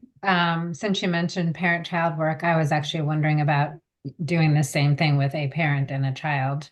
Any reason why not to? It works beautifully. And I have quite a few consultees who have done that when they're working with like a parent and child dyad or two sibling dyad. I mean, it can really, again, it's a physical felt sense of it. So it affects your parts in ways that just talking about your parts doesn't. So what about a child or an adult client who is uncomfortable with eye gaze at the beginning, at least? You know, you were talking about that look away exercise, and I'm just wondering about people who actually might feel more comfortable with eyes averted at first. Sure. I wouldn't do that piece in that case. Yeah. Okay. But I still might try the rope and see, if that is a kind of attachment they can experience without the eyes. Yeah. Thank you. That's really helpful. Thank you. Helen. Hi, Helen. Hello. Two things. One is just, I think you've kind of answered it to Layla, but I was thinking of it in terms of a client who's having difficulty in relationship with her partner, and they both have attachment wounding in their history, that it's something that perhaps could be introduced for them to try between each other if it was modeled between us first, and whether that would be a useful tool in that instance. I think it would be useful, but I would say in your office rather than, it depends on the clients for sure, but in your office would be better than having them do it alone. Because you want to talk them through it. It could bring out an exile that said, I've never felt this with you, and I can never feel it with you. So you want to be aware of that. Yeah. So it's for it to be kind of safe and contained. And then the other thing was with a client that I have currently, and it is predominantly an online client, although we do meet in person, whereby she will sit with me and she will look at me and allow me to look at her. When she goes in, however, if she's doing kind of an internal piece where she's tracking her parts or seeking to speak to her parts, she wants me to hold space, but very often she'll want to turn her camera off, or if she's with me, turn away and not be watched.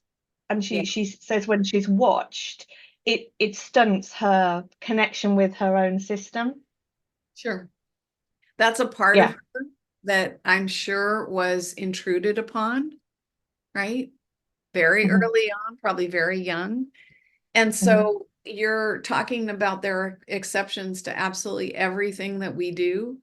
And I would honor that. However, if you did the rope exercise with her one time in session, she would still have that metaphor, and you would be able to say, absolutely, when you turn your camera off, just remember the rope is still there. Just a little suggestion of it. Can help ground people in the present. Thank you. Sanyara, is that right? Yes, Sanyara. Yes. I was surprised by at the end when you told your client, like, I'm always there for you, even if, so I was just surprised about that. Sounds like a big promise, and maybe you can tell a little bit more about that. Yeah. You know, you can omit that if you think it's going to really trigger your clients, or if you're in a very short-term therapy, you don't want to say that. What I have said, and I have long-term clients right now because I'm seeing fewer clients, I'm seeing fewer new clients.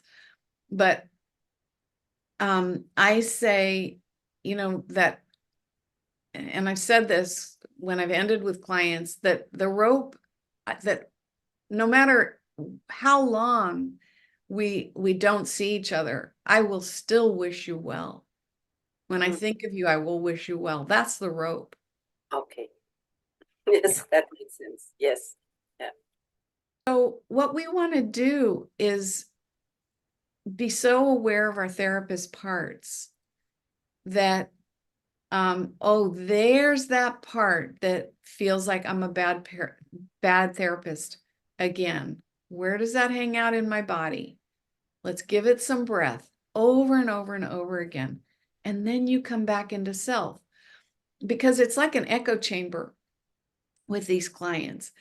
Your client gets angry that you looked away or that you dared to be misattuned for even half a second. And then your protector comes on and says, I feel like I'm a lousy therapist. And then you're off to the races because that further activates her because you're really not present. Right. This happens to us over and over and over again. And what we have to do is kind of laugh at the process, but bring awareness to it. So everybody take a moment and just think about your one or two of your hardest clients. And I want you to just jot down the parts of you that get activated with them. Make a list. There's probably 10 of them.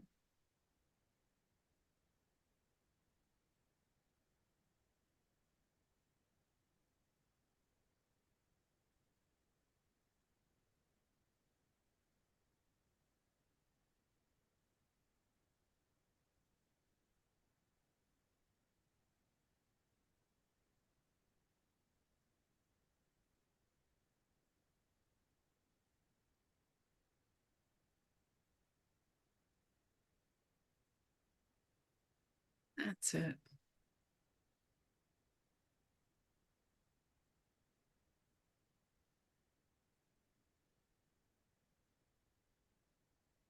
And I want everybody to unmute for a moment, and I want you to just read your list out loud, because they're the same parts. We have the same part. We are not unique. Just unmute. Let me hear it. A big cacophony. Irritated. I'm a fraud. I To need be to the fix this. expert, imposter Lord, syndrome. they keep coming to me. Not a good thing. No. What right do I have to Well, cancel I don't know out? how to do it. I should be able to help. Hard enough. Lost. Thank you. This is Bye. too much. Why am I here? I've got all those parts. I've got all those parts. That's human, right? We hold ourselves to such ridiculously high standards. Okay. Let that go. These are gonna get activated. Share them, but also share them with other therapists, but also notice their somatic signature so that you can be with them when you're in session. Thank you.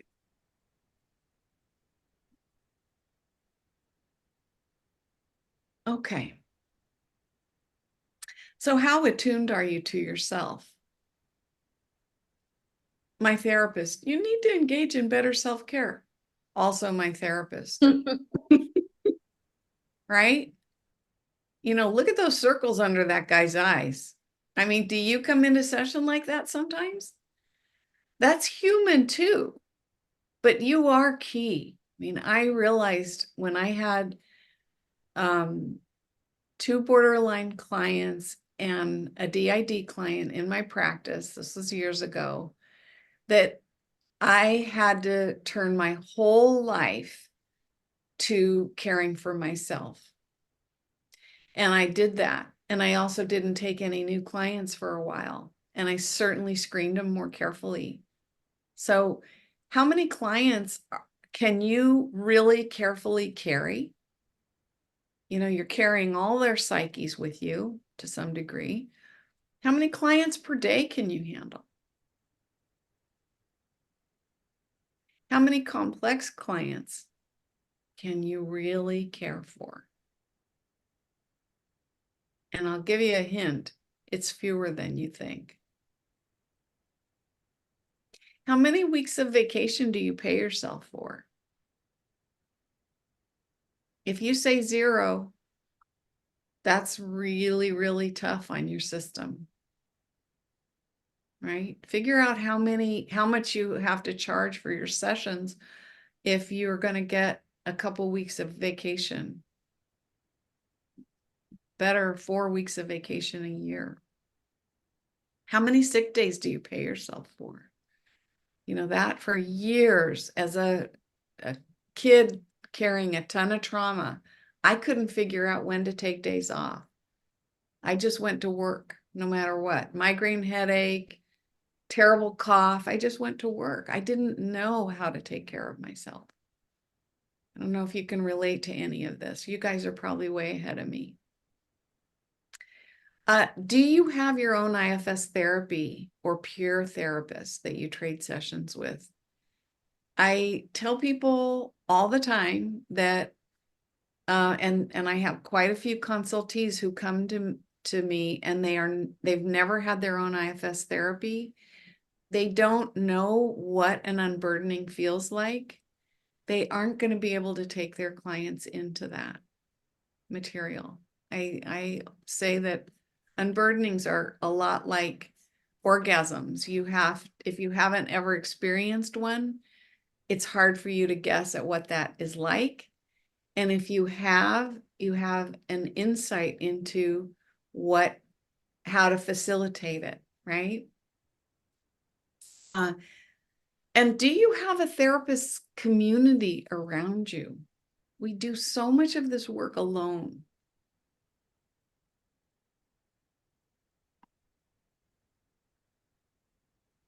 So anything I am running a little late on my schedule here. So anything I don't cover today in this PowerPoint, I will bump over into our next class. So not to worry. So I'm kind of changing gears now here. So I want you to start noticing. I teach all my clients the window of tolerance.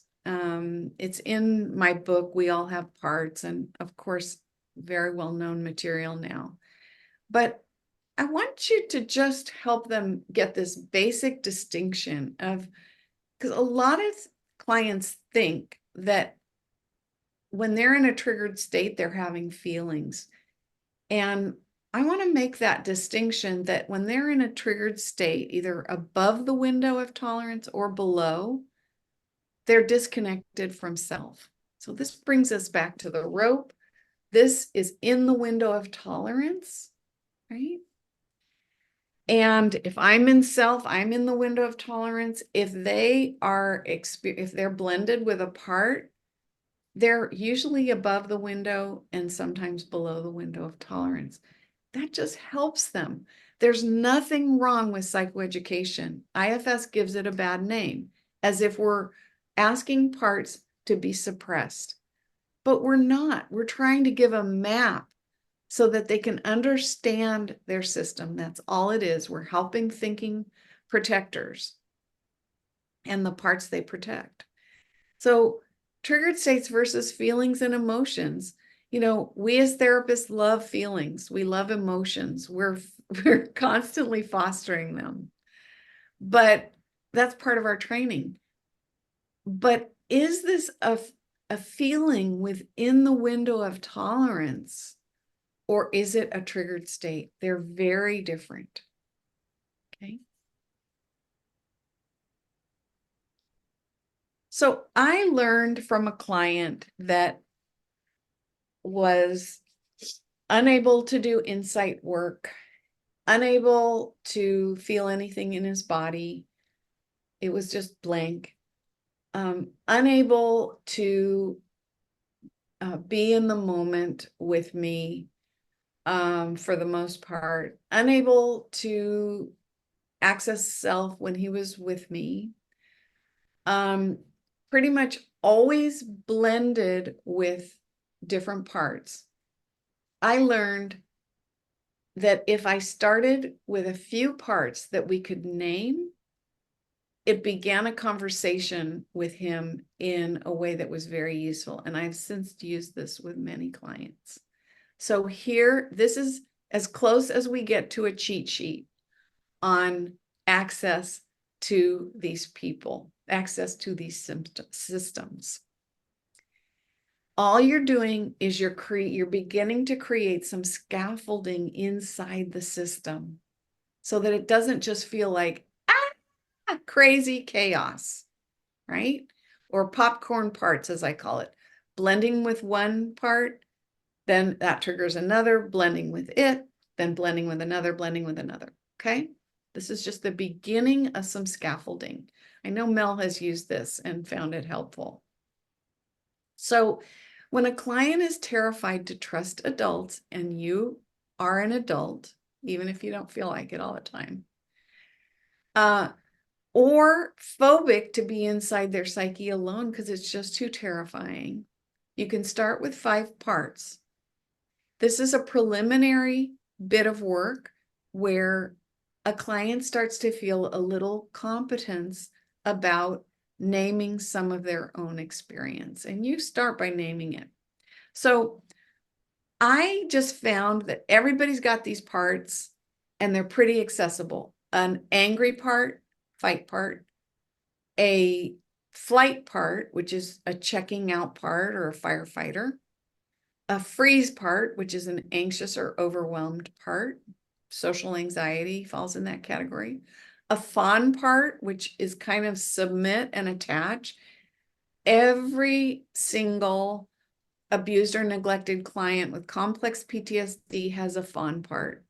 I'm going to do what you say. That's one of the primary ways that therapy is stalled, is I'm going to read I, as the client, I'm going to read what you need, what you expect of me, and I'm going to give that to you. That's a fawn part.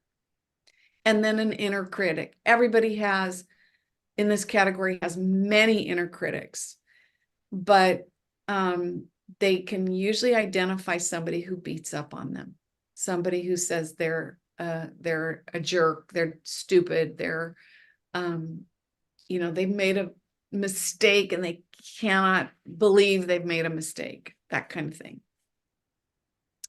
The script is in your handout, 5 parts to start. And it's more fleshed out than this, but I'd like to do a little demo with someone, just identifying one part. So, but I'll go through, these are ways that I've described these parts to people, and you want to be attuned to them. You don't want to just use the script. But fight can be your angry part. I want you to name these parts in ways that make sense in their system, maybe. And I usually put a positive spin on it, like as much as possible. So, your angry part, or your irritated part, or your rebellious part, or your part that says no, anything that they've used. Flight part is a checking out, self-soothing, getting a break part. I've used your procrastinator, if that fits, your want to have fun part, your checked out part. Freeze is like an anxious or overwhelmed. Your overwhelmed part works very well. Your anxious part, your scared part. Overwhelmed is a really good word. Most of these systems have an overwhelmed part. The 4th kind is fawn, which is kind of attach and submit combined.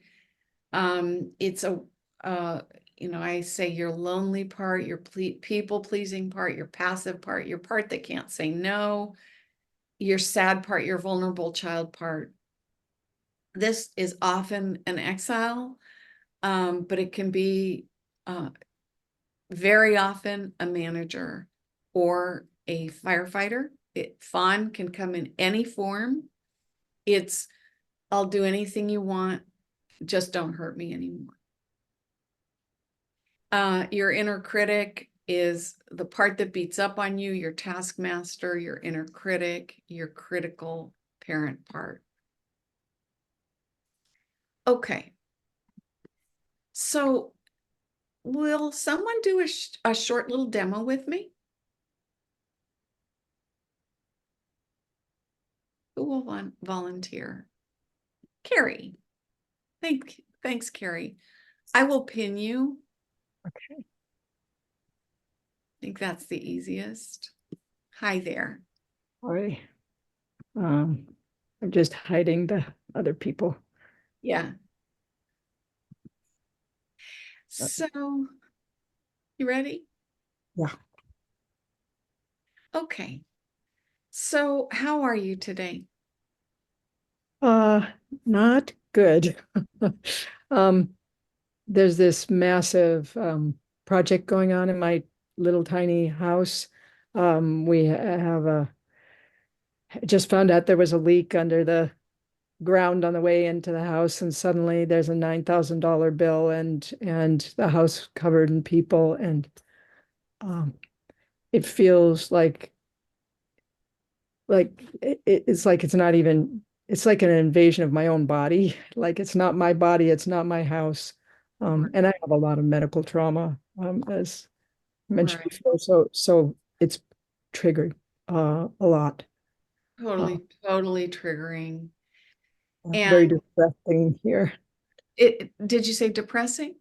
Distracting, as I'm really so excited to be here, and that's happening, and it's pulling me. As soon as I stepped out for the bathroom break, it was like, oh God, this is what's really going on. Right, right. And so, can you just sense into that part that went, oh God, this is happening? Where do you feel that? Right in my heart, just making my heart arrhythmic. Yeah. So let's just ask that part to give you maybe 10% of that experience. Soften, maybe 90%, 80%. But I want you to keep your toe in it just a little bit.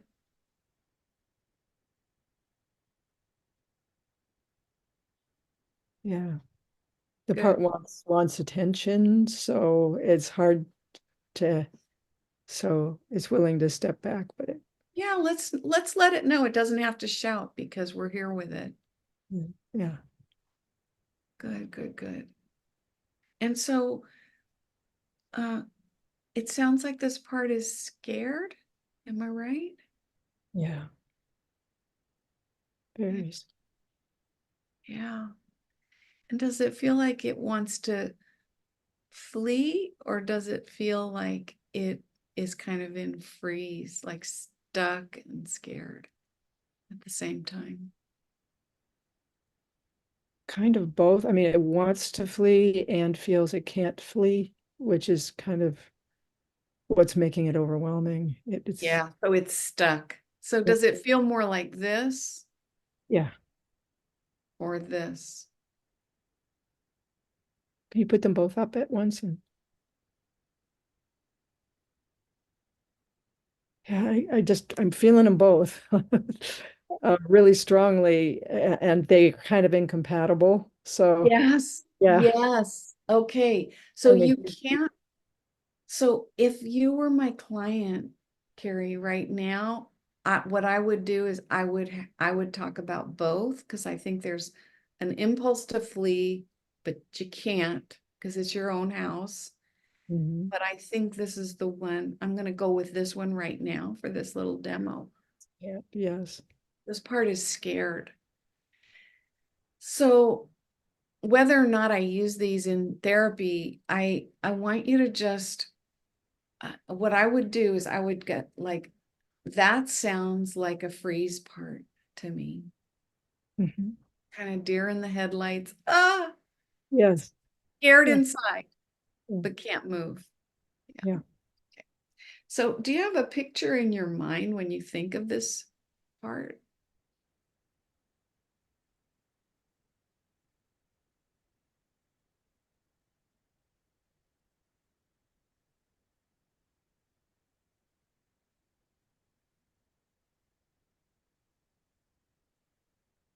What came was almost like just exploding, like just wanting to just explode and disappear. But That's so kind of good. That's so good. Okay. So what we're going to do, I want you to, I want you to just take a pen and just represent that on the page. Just that explosive. So just a little sidebar. We're having her externalize this. I'm sorry, I don't know your pronouns. They. We are asking you to externalize your pronoun, your part. Yes.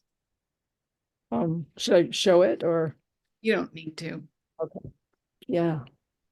It's like an explosion outward with a whole nothing in the middle. Thank you. That's great.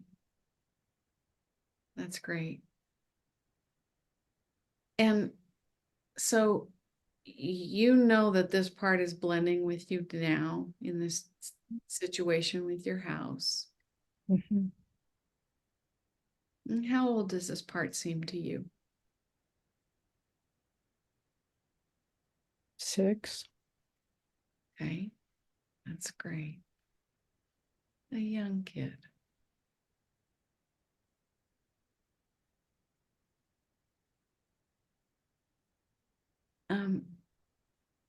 And so then if you were in my office, I might ask you to choose a figurine to represent this part or to remind you of it.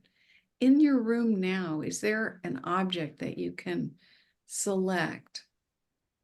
Yeah, based on your last presentation, I've had this little, it's a seal that is just, yeah, it's based on a dream I've had about the seal.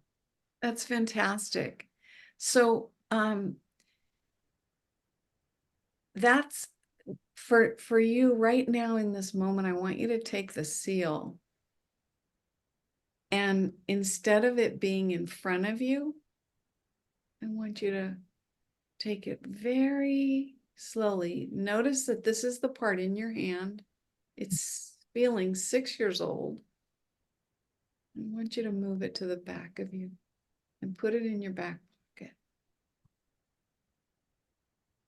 And as you do that, I want you to really feel it moving back there, and you carry or in front, the big you.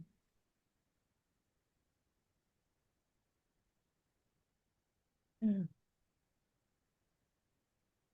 The arrhythmia settled down actually right away. Fantastic.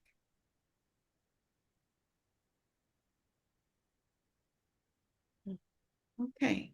Thank you for doing this with me.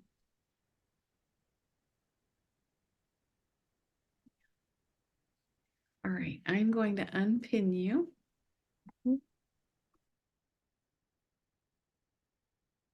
So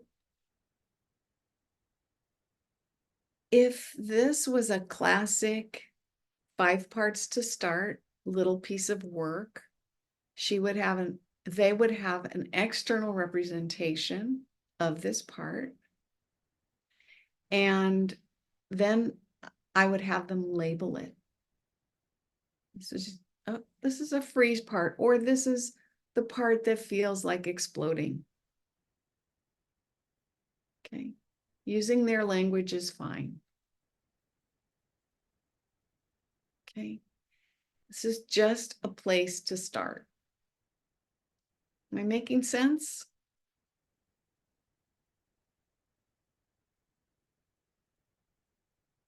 Good. So I'm going to move to this next piece of the presentation. Write your questions down, and next time we'll have some time for questions. So along with this kind of complex inner world come very stealthy protectors.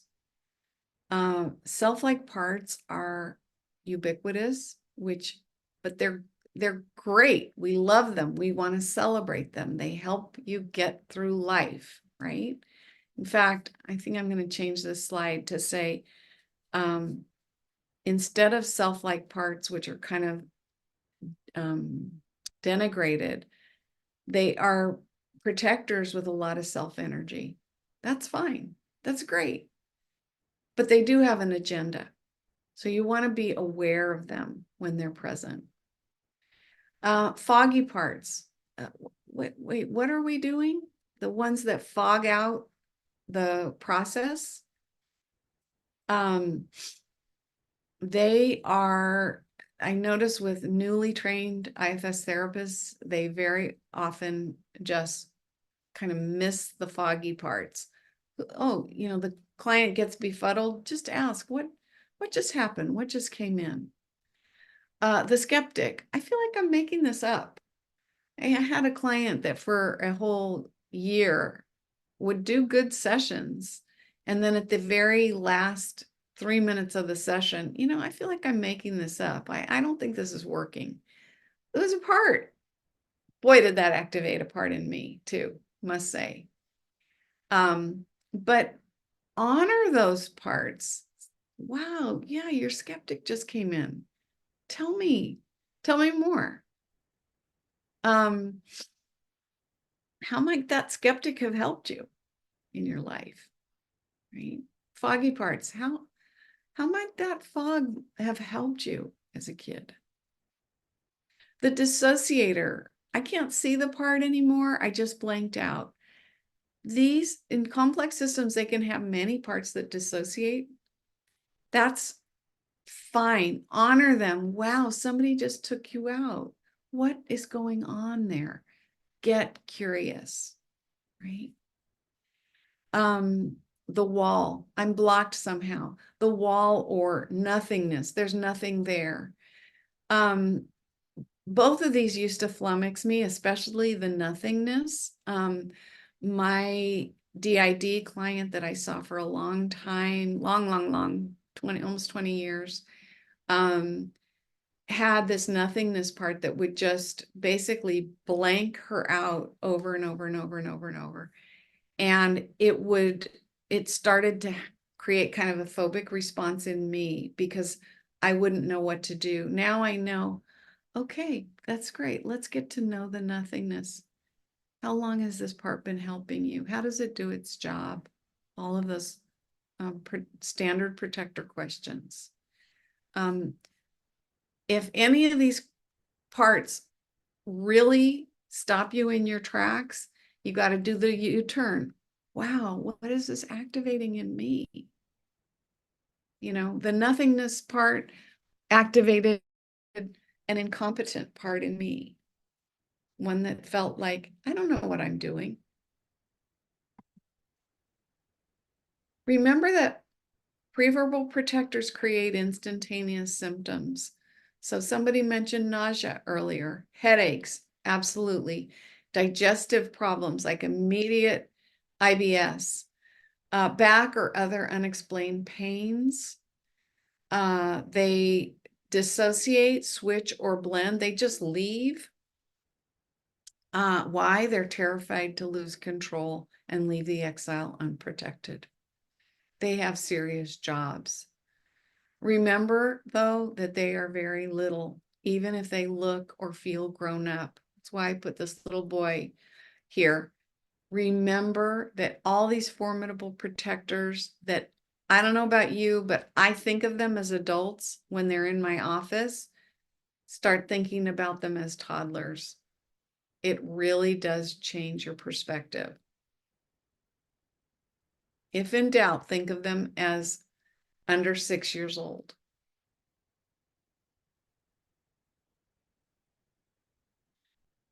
Reassuring protectors. We don't want to take anything away from you. These are like mantras. You are in charge. You're the boss. Dick says you're the boss over and over again in sessions. You're an important part of the client, of you, Carrie, you, Mel, you're a very important part, and you will always be part of the client. And if this works, you'll be free to do something you'd rather do.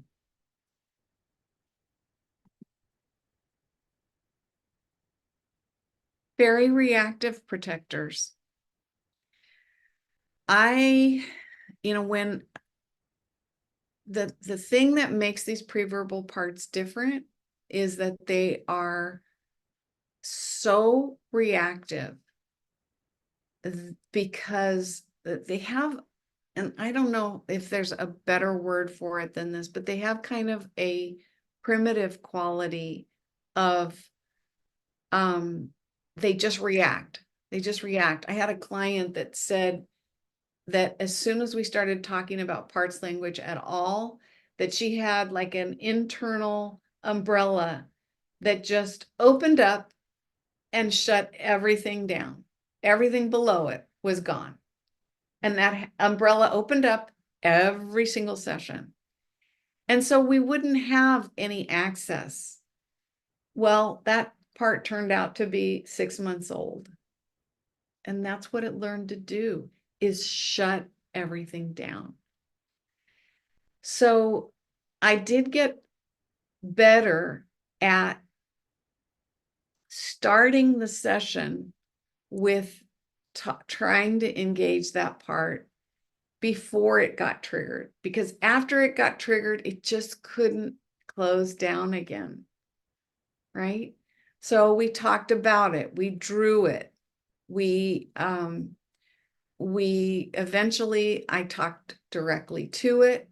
Tell me more about yourself. I want to know about you. It gave the client a whole lot of body sensations at first.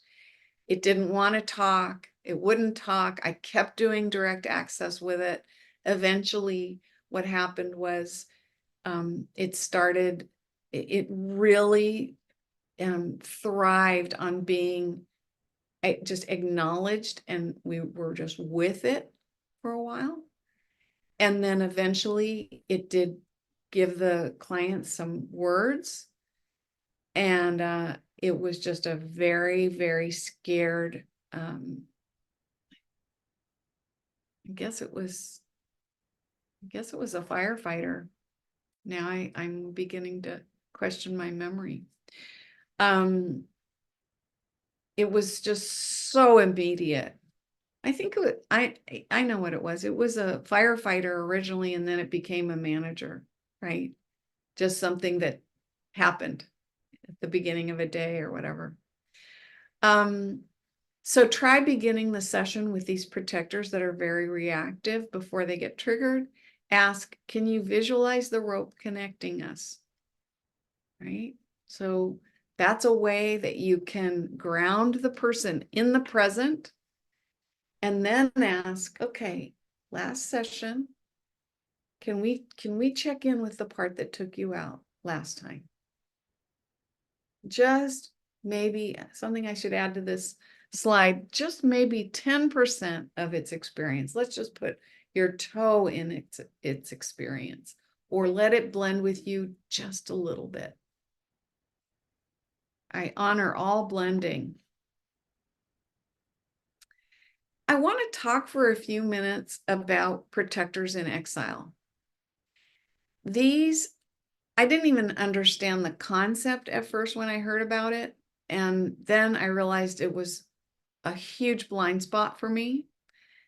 Protectors in exile are self-protective impulses that were not allowed as kids. And in abusive or just completely misattuned environments, these can be very good-looking families with just, preoccupied, overwhelmed parents, or just the parents themselves were neglected. These are impulses that were not allowed. So the primary one that we see is anger or rage. Anger and rage are here for a reason. We need them. They protect us. When we see a 15-month-old, a 12-month-old baby, my kids tantrumed at 15 months because they didn't want a diaper, those are to be honored, right? They're for a reason. They don't want their basic personhood taken away. So anger gets exiled. You know, if a parent can't allow the whatever that is, that protective impulse gets exiled too. And then they don't have it to protect themselves with later. I've had clients say, I'm not angry. I've never been angry. I don't feel anger. Right? That's a protector in exile. Sovereignty or personhood, that's you have a right to be here. You have a right to have your feelings, to have your body, to have your mind, your heart, your spirit. That is completely taken away if a parent is overwhelming, controlling, overwhelmed themselves. The need for solitude, quiet, and rest. This is, again, I've learned the hard way. I'm a highly sensitive person. I need tons of time alone and quiet. I need a lot of extra rest because I have a very highly tuned nervous system. Many systems are like this. Neurodivergent systems are like this. So, but if a parent couldn't, you know, maybe took personally that child needed solitude, quiet, and rest, it gets exiled. No, I'm always on. I'm always on, right? Sadness and grief, 100%. Every human being has grief and loss. I think we have grief and loss every single day of our lives. Those are self-protective impulses to cry out our grief.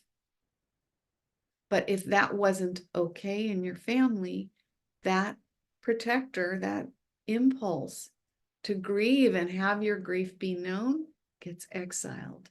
I'm not allowed to do that.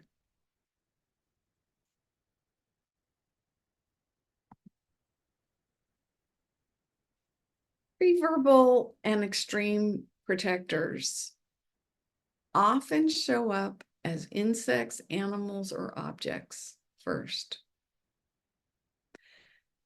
This is a very interesting phenomenon to me, and I didn't know what to do with it when I first experienced it. I had a client with a huge, very structurally dissociated person or system.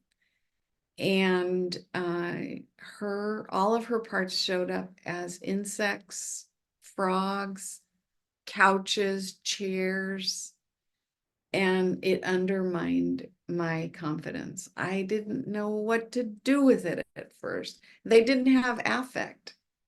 They were like placeholders. And what I found is that if I just stayed with them, they would then begin to show up with some body sensations or some words. And as they develop a relationship with self, they became more human. And I've seen this now happen many times. So just stay with it. Don't let this undermine you or shock you. Preverbal exiles are different too. They almost always show up as just body sensations. Again, linking back to the early part of our class today, they are feeling flashbacks when these preverbal exiles either get activated in the room or activated in the world. Often then they develop some feelings and emotions, and then words or maybe no words at all. And so this brings us back to these kids we're not attuned to. We are learning to attune to them now, again, being messy and making mistakes. And slower is faster. Always, always, always.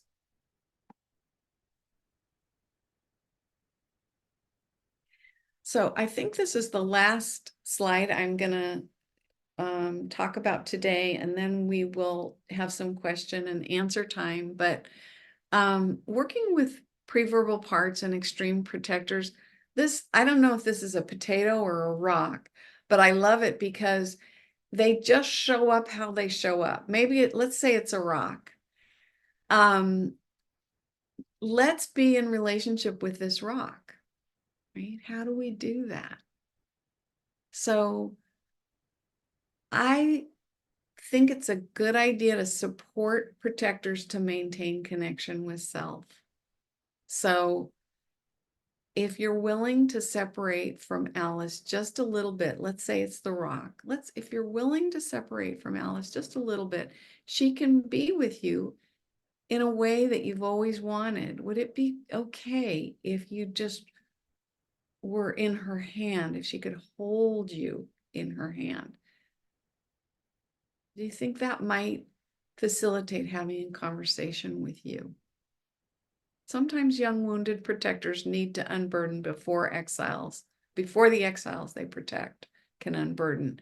So working with protectors, just creating a little bit of connection, a little bit of titration, right? The right amount of distance. Maybe would it work if you could sit on the couch next to her, or could sit in her lap, or if she could just hold you in her heart for a moment? This is a way that we begin to pivot into self-to-part relationship. And I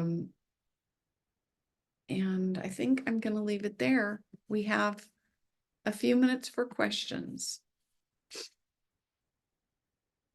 I've thrown a ton at you. Just take a deep breath. If you can put your camera on.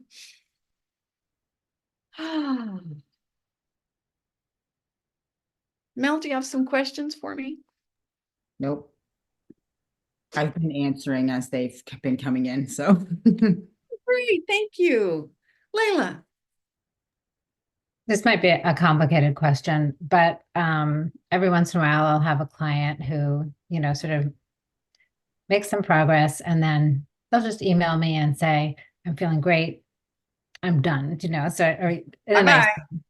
And I'll always say, let's have a follow-up session. I mean, it's rare, but of course it brings up parts in me. They never come back for that follow-up session. And I'm curious if you're going to walk me through a little bit about what that part is in them. It usually is one of the clients that fits this profile. Yeah, that's a flight part. I got to get out of here. Yeah. Right. Yeah. And all I would say about that is I honor all terminations. I honor all terminations. Yeah. And that is what they need to do right now. But then you've got to do the U-turn, because I have had such activated parts when that's happened. Yeah. What did I do wrong? I pushed them too hard. All those things. No, just do the U-turn and just love up your parts, because that's just a part that got activated. And if they come back, the thing about honoring every termination is I say, wow, I would say in an email or a voicemail, you did a nice piece of work together. We did a nice piece of work together, and you're welcome back anytime. Thanks. That's really helpful. All right, Colleen, I got 2 questions. One, where'd you get your dolls? If you didn't, you weren't in the last session, but I have a set of, these are called NeuroPeeps, and they are at traumarecovery.com. You can Google Rachel Walker. She made the first set, and now she has them made. So there's one for fight. There's one for flight. I love them because they're the right size for online work. This is submit. This is freeze. And this is attach. Can you say the name again? Rachel who? Walker, Rachel Walker. Trauma Recovery Store, I think it's called. Other Question? question is, Kara? Oh, go ahead, Mel, and then Kara. What are your thoughts about using, so instead of using relationally the rope, using it with a self, like using it at Insight with a self and a part to develop that interconnection? I would say they have to feel it between you and them first. And then say this can be how you feel with your parts eventually down the road. But there's nothing like getting it in the body.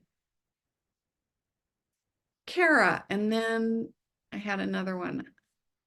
Yeah, I'm trying to figure out how to phrase this. So I guess like we've talked about, like there are some things that are, you know, when you're coming out of level 1 or stepping stones and you've learned pure IFS, I guess, like the way it's intended to only be practice. And as we talked about, like there's just some things that don't fit, right? And even so, you know, we've talked a lot about DID and DDNOS, and that's sort of one of those touchy areas, right? And Joanne Twombly has this great book now where she's addressing it. And so another along those lines, borderline, honestly, has been one of those areas where it's like I've struggled with, you know, I love IFS because it's depathologizing, right? It tosses out the DSM. That's what's so wonderful about it. And yet, like sometimes you still need sort of maybe that framework. And I just was like, oh my God, you actually said the word borderline. And it was like, okay, yeah, let's go there. And because that is a struggle for me. Like I realize I have a polarization actually of like wanting to just get rid of all of it and pretend like none of that even exists and just address what's in front of you. And then recognizing, okay, like these clusters of traits and burdens exist. Anyway, I guess I was just thinking, I am I could so glad on borderline, like, and I am so glad you brought this up because I really meant to talk about this. And so that is the perfect last question. Please hang in here for this last answer. Joanne Twombly's new book, it's listed in the last slide, I believe, is very, very good. She talks about phase-oriented treatment, but she really does wholeheartedly embrace IFS also. And the reason why we need more skills for this group of people is because they actually need their dissociative skills. They need to distance from parts that hold so much overwhelming material that it's not safe to open it up. You want them to keep their jobs. I can't tell you how many clients have come to me or therapists for consultation who they've done straight IFS with a person with DID or DDNOS, and it opens up so much material that the client's functioning declines, and then they lose their job, and then they either fall out of therapy or they ask you if they can pay $20 a session. And then this is not good. So there are real reasons to slow the work down and help the clients with some skill building first. I will start the next training with this material. But Joanne Twombly's new book is wonderful. And it's in the chat here. Thank you. And she has a great talk on IFS Talks if you want to listen to that podcast. Point being that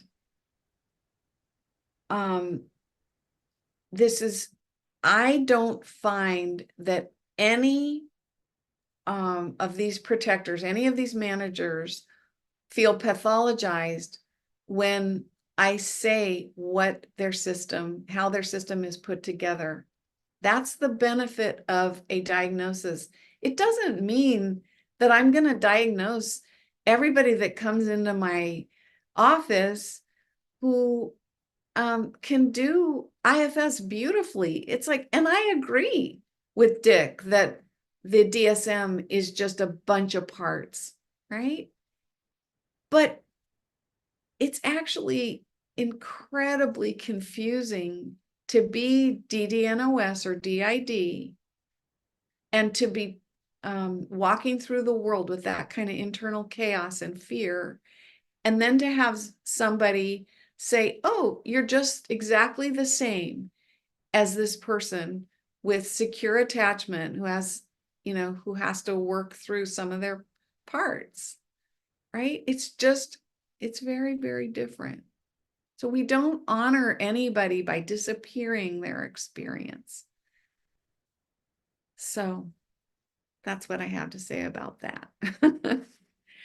I will see you all in 2 weeks.